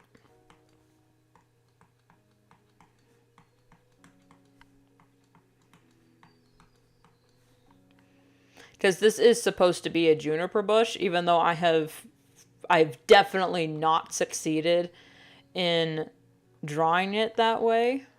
It just looks like a regular bush is what I do. It's just, all my bushes look like trucula trees. Let's be honest. I soused my bushes. And you know what? I think they look fine. Now, for other people, that might drive them crazy, but look at the way I draw cats, okay? No cat has that much eyeliner on and isn't emo. Okay, even though Hot Fang definitely is a grunge mom.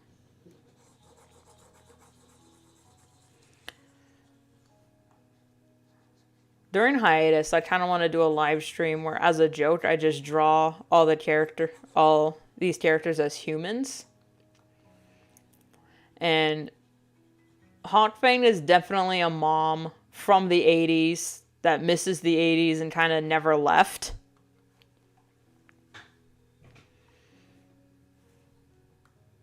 So like she still listens to all her old albums. And these are trees, even though most of the trees in the area are pine. All right, this is when we get into the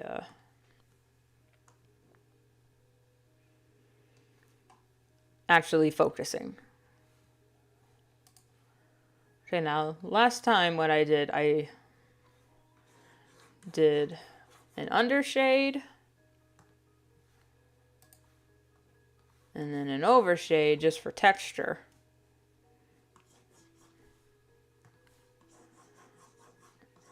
Just for a base, and then later went in with the textures and then added little leaf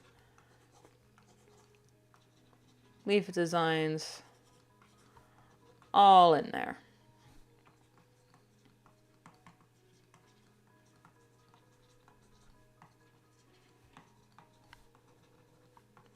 Now, since this is a night scene, all this little texturing is just going to be rim lighted by moonlight.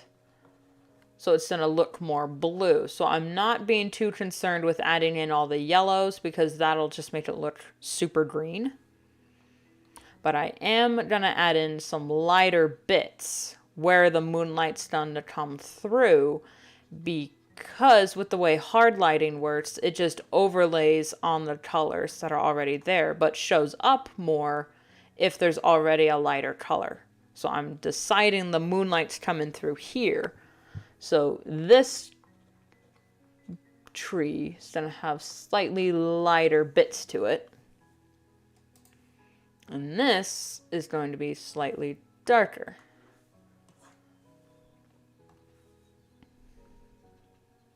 But whoops, wrong pen.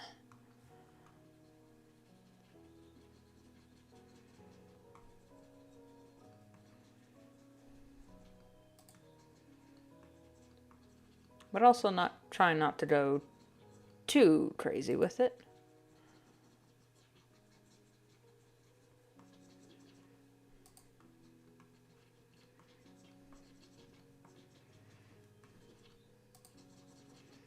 I say as I go too crazy with it. Okay, yeah. Zoom out. Look at it. Love it. Hate it. Go back. Now with these little guys,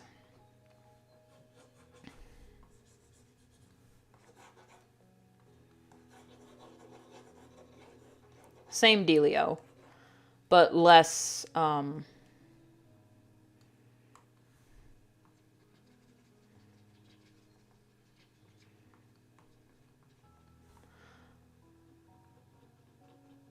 less so. Okay, that's what I wanted to say.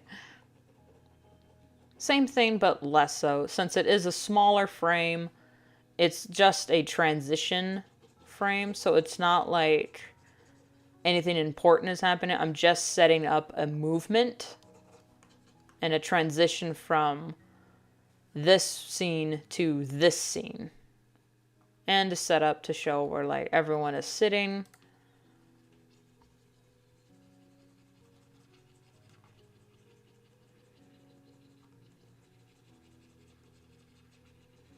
So, that we can go a little overboard on, but then come back and erase just a little bit. Because I over textured it once again. Just to show some berries. And if you think, oh, I've over-textured my over-texturing, come in with the blur tool and boom, fixed.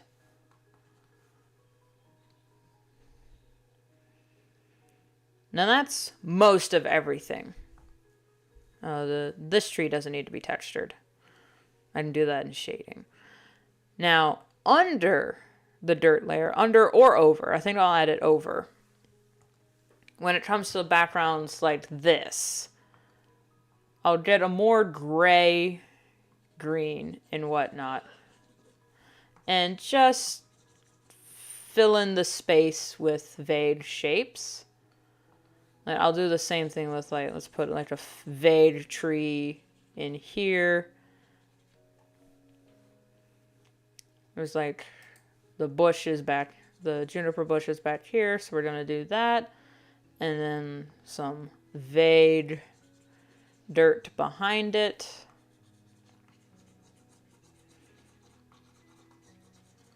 Coloring over just slightly to pull them all in together. And then backlining it with some bushes and maybe a fake tree. Even though you really can't see it, but it's noticeable when it's not there. That's kind of the rule with art and when it comes to rendering certain things. You hardly see it, but it's noticeable when it's not there. And now the sky. Lord, heaven above the sky is always fun. Oh, actually, I should vade drop in this area. Because even though this isn't like, it's just a character thing, I'm going to vaguely blot in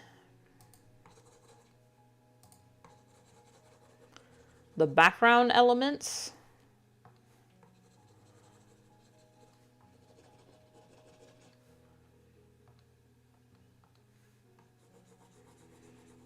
Because if I don't, it'll look like they're just walking in a void. And that's what you want to avoid.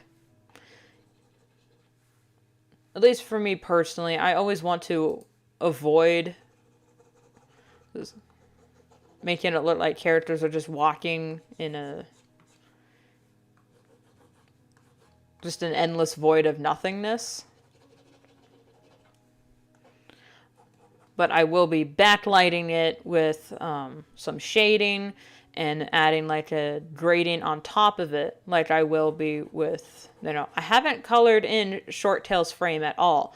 That's because I really love comics and the fact that you can just have, like, we know he's sitting next to the tree, so I don't have to color the tree in every frame that he's in, because this is an emotional shot. So I can change, just have him in like a purple void with some texture to show emotion and call it good. Well, I think I did that twice.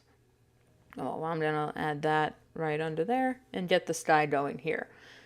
Now the sky is a layer that I also add in the background. Since this is night, we're going to go with a purple.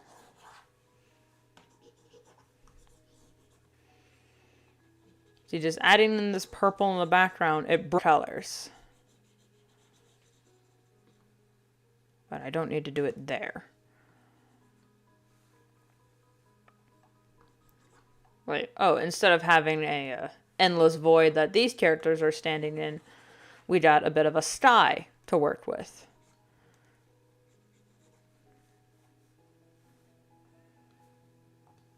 Now, I love doing skies. Well, since this is night on a full moon, the sky is actually going to be a little bit lighter. Same with the stars. No, that's a smudge. I need sparkle. Because when a full moon is out, you hardly see the stars. You see maybe like 2 really bright ones. But since the thematic... not thematic. I'm erasing that so I can add on a layer, on a different layer on top, so I can erase a little.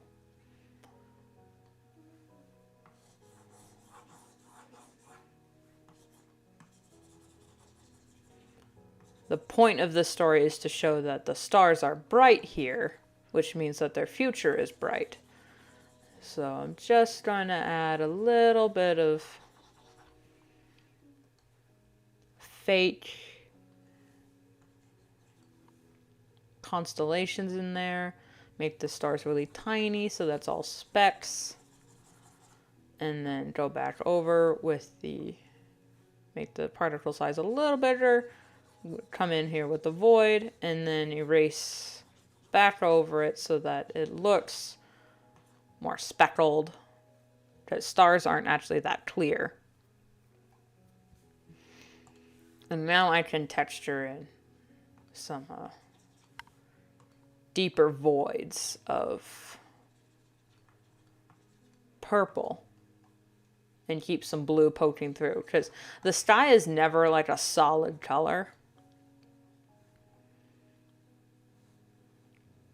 All right, there's the sky, and I will be lighting on top of it later. I'm going to do Short Tails background piece.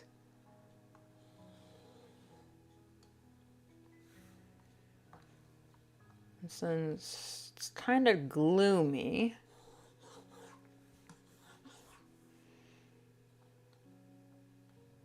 but maybe I'll do a bit of there.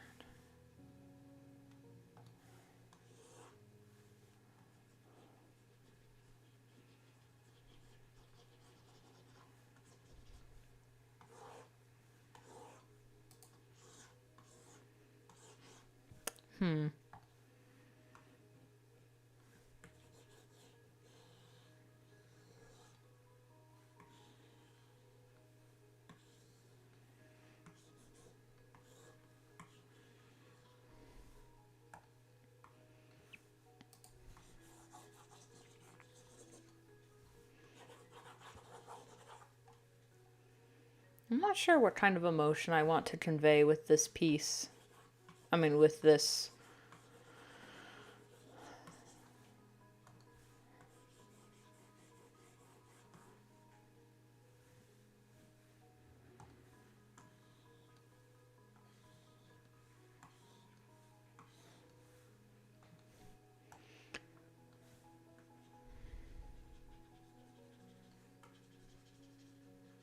We do that. And then when I'm shading everybody, and I can always come back to it. All right. Now it is time for everyone's favorite part, for everyone meaning me, favorite part of coloring. The lighting and shading. I never thought I would love something more. Since it is night, we'll do a little purple tone. since they're in the dark.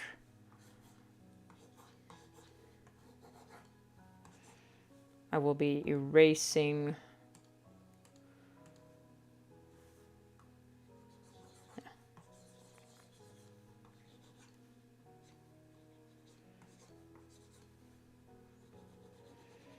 He's going to be backlit, actually.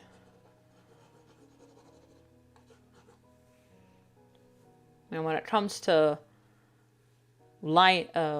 fake lighting with your shading, what you can do is just slightly erase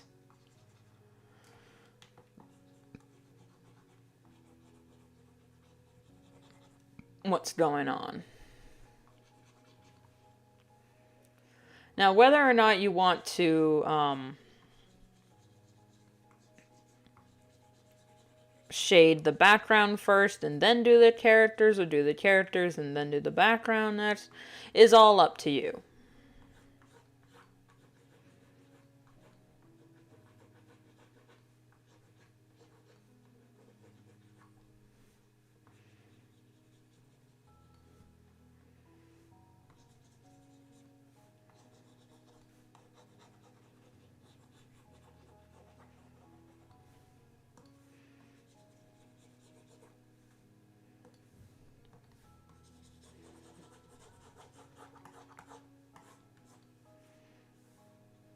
And we come back in with a blur, maybe not that big, but like blur some of this out, made it look smoother because this looks a little scribbly. And we can always lower the opacity if it looks a little too much.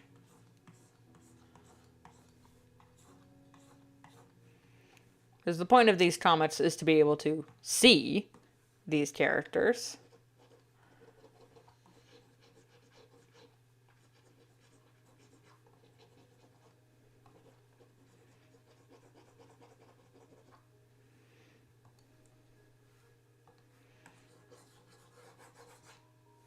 And since moonlight is softer than sunlight, there won't be, at least I don't put, a lot of hard lines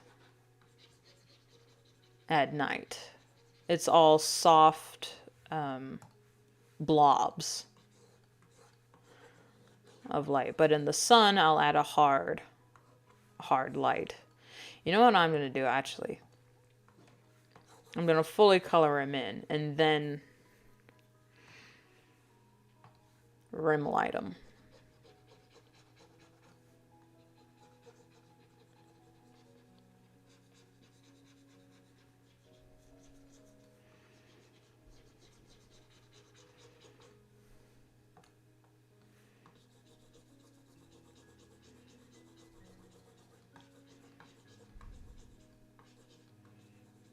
But then give them darker bits around the eyes because of storytelling aspects.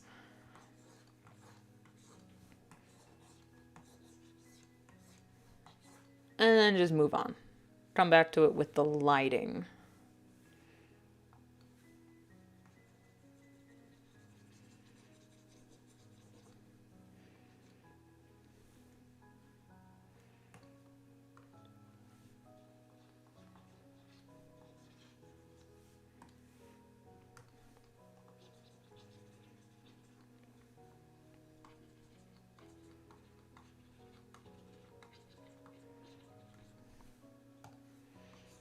Oops. It was in the void. And then I'm going to make this a little lighter. What was that? 86. 85, 86. See there. Still dark. But not what? Oh, just a cat walked in. Now, for the lighting, we're going to do a very pale blue.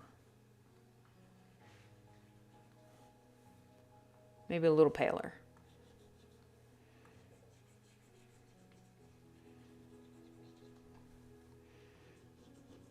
Just give her one slightly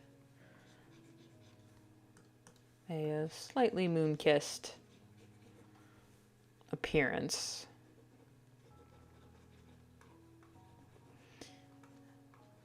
And then you say, I'm going through this now, and I'll think, I mean, this looks fine, but I'm still not so sure about it.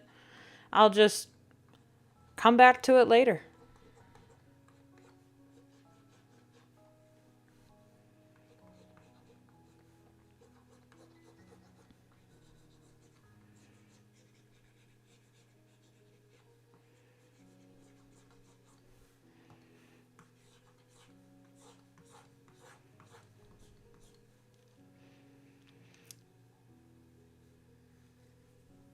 See, now this looks weird now. Oh, wait, I forgot to. Here we go.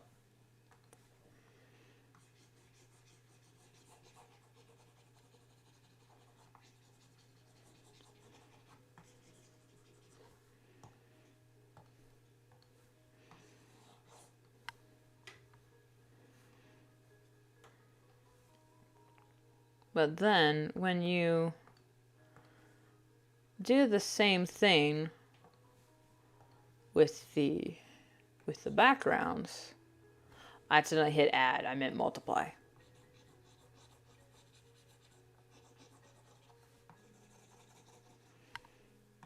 It just kind of pulls everything together. Like this texturing in the rock.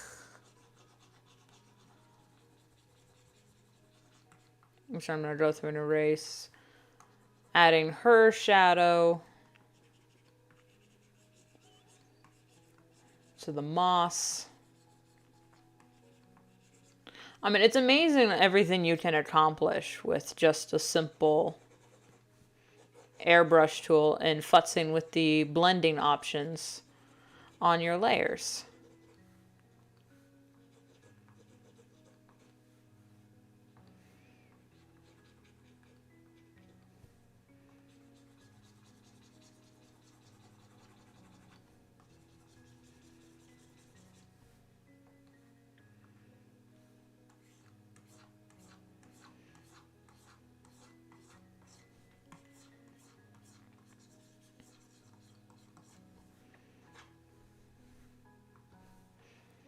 And now for this, I'll just add... Actually, no, wait. The moon's coming in this way. So...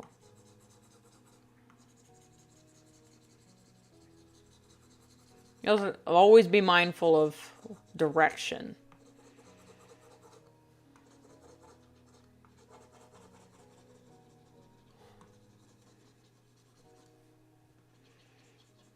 And, like, exactly...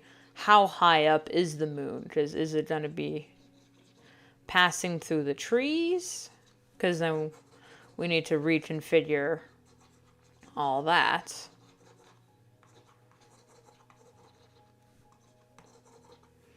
And then we just come in with the blur tool. Just to get the base shading done.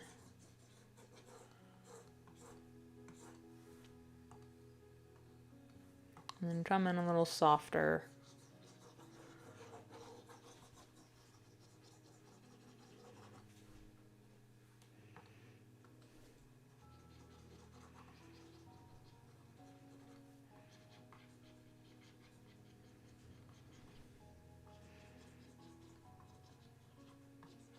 And then slightly erase again.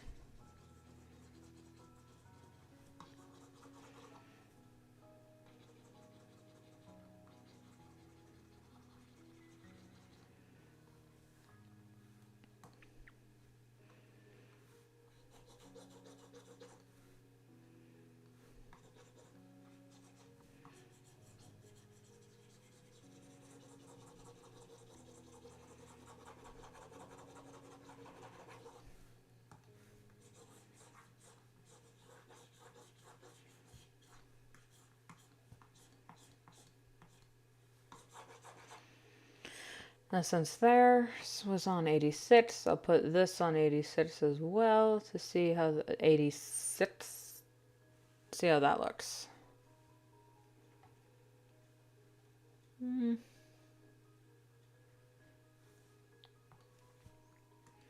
I might come back with another multiply layer below and add a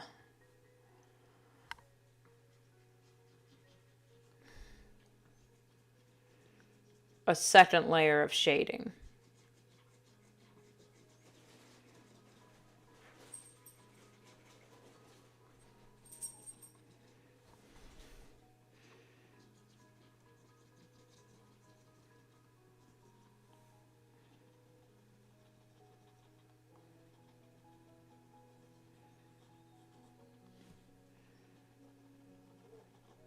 Slightly layering the, shading the trees, and the light can emanate off the tree leaves a little bit since light does bounce.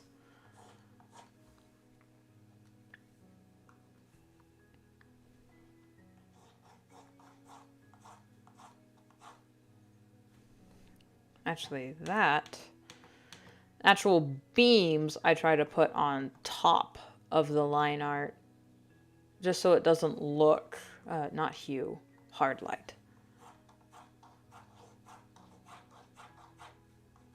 A certain way. I don't know what to call it.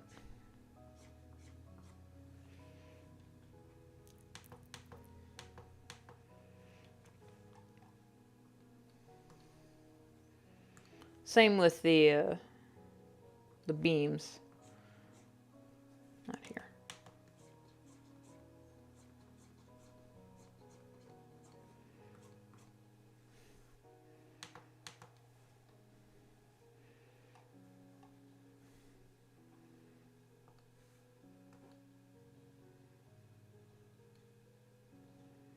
I think the issue with this is that it's too purple. If I make it a little more gray, maybe...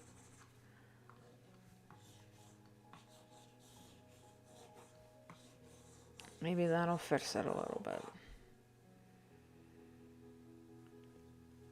Yeah, I liked that a little bit more for the background.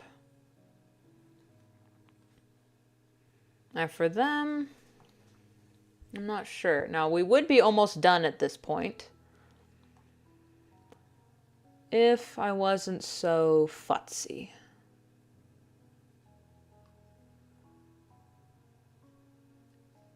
Let's see, it's still not exactly the way I want it to look. Although Short Tail's panel, I'm actually pretty happy with. I'm going to keep that. I do like that.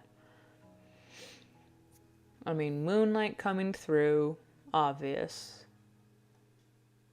And then when you zoom, this is basically what you're going to see on DeviantArt if you hit the zoom. It'll be this close. So I don't have to worry about how it looks any closer than this.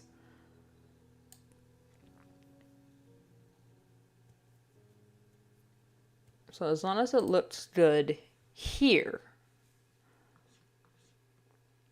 I think we can get away with a little softer bits.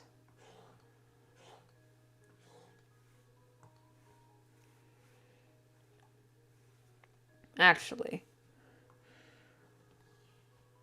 what I'm gonna do, and I think I'll start to do this from now on, is I'm gonna start shading frames, start shading one frame at a time, so I can use the lasso tool to add in, you know, to get to the edge when it comes to shading and whatnot.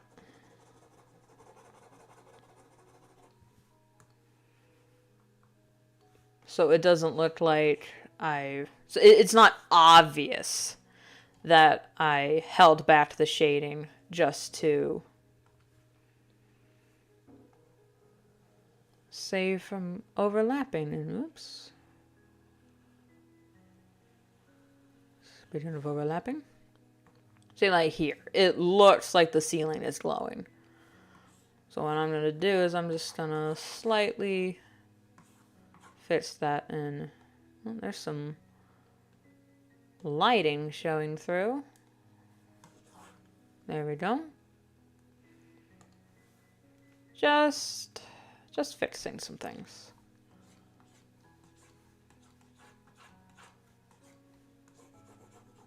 Adding texture. Okay, that's from this lighting, so I'll erase that. And there. That looks 1,000 times better.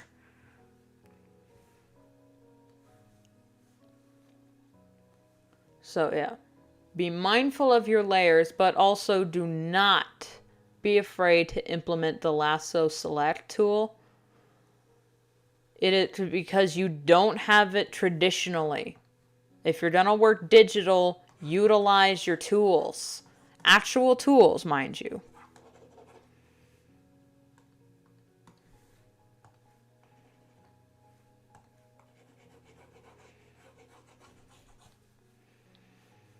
There we go.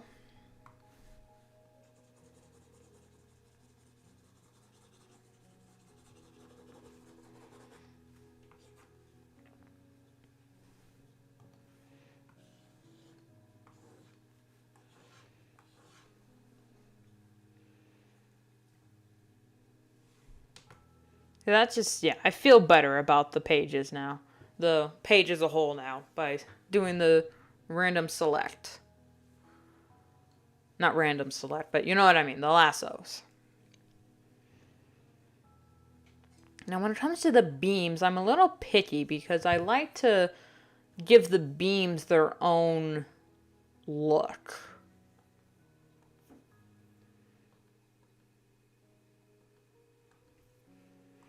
You know? Like some beams, not sun beams, some beams have like little divots in the middle and split. So if it's like coming from here, I can do that and pull, but then also blur a little carefully. And yeah, I like that so much better. But then these beams up here, I feel like they've invaded they've encroached a little too much. So what I'm going to do, I'm going to make them a little smaller since it is coming through the trees.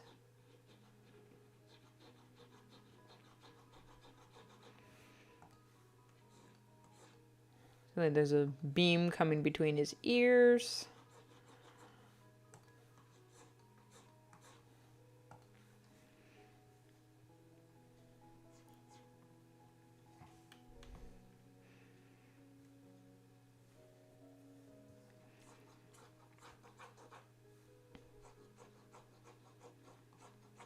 I'm going to add a beam over here because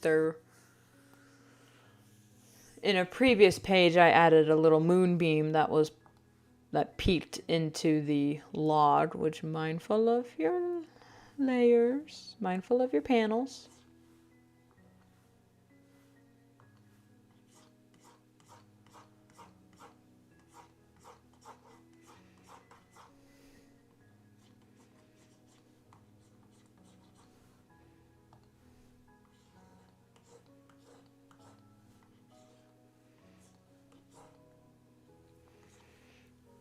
Now they might have encroached a little bit much again, so I'll just split that beam.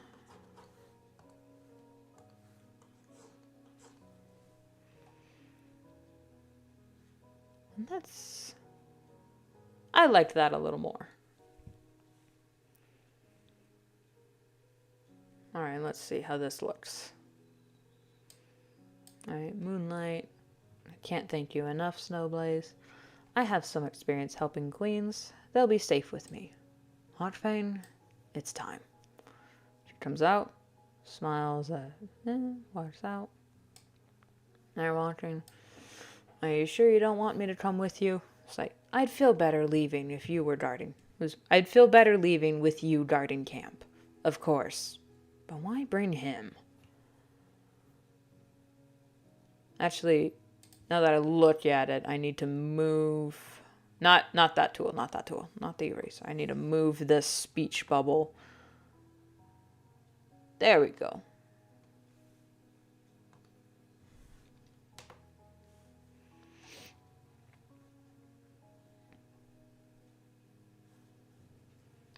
And I think that's a wrap.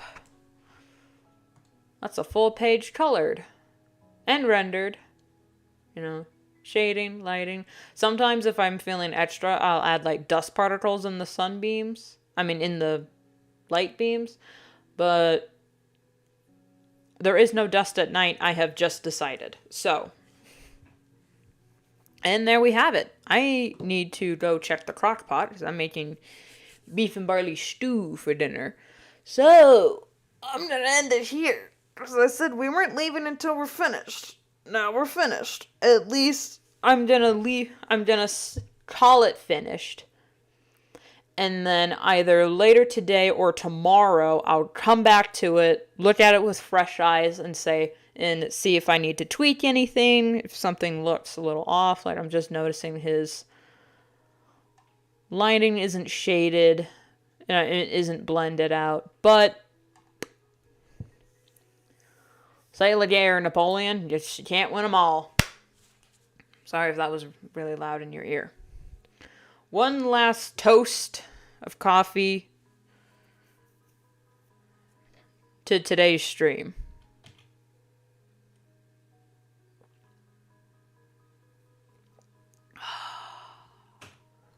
The blessed bean water. Blessed bean water. The life giver. The elixir of life. Nectar of the gods. I still haven't even bothered to look up if there's a coffee god, which I really should look it up. Just out of academic curiosity. All right. I need to go walk around before my tailbone dies. So, we got a page done fully colored. That is my entire coloring process when it comes to comics. For illustrations, I have a slightly different style, but that's mostly just in the rendering aspect, because if this was an illustration, I would add like a custom noise filter and a signature. But illustrations are another topic for another day. Thank you all so much for watching. Thank you. I don't have Patreon patrons. Okay. Thank you so much for watching. Here live or later. Love you both. Stream gang. This page will be up next month. Maybe. So this is a little sneak peek into what's to happen in the future. Hopefully I have enough material to make a video talking about my coloring process in a tutorial fashion, but that is for later me to figure out. Anyways, I don't have a script. Again, thank you all so much for watching. I really don't have an intro for any of this. And I will see you all Friday. Possibly. Bye-bye. Rarely finished objective. We have finished our objective, folks. But god dang, that was difficult. Did I just get a viewer like 1 second ago?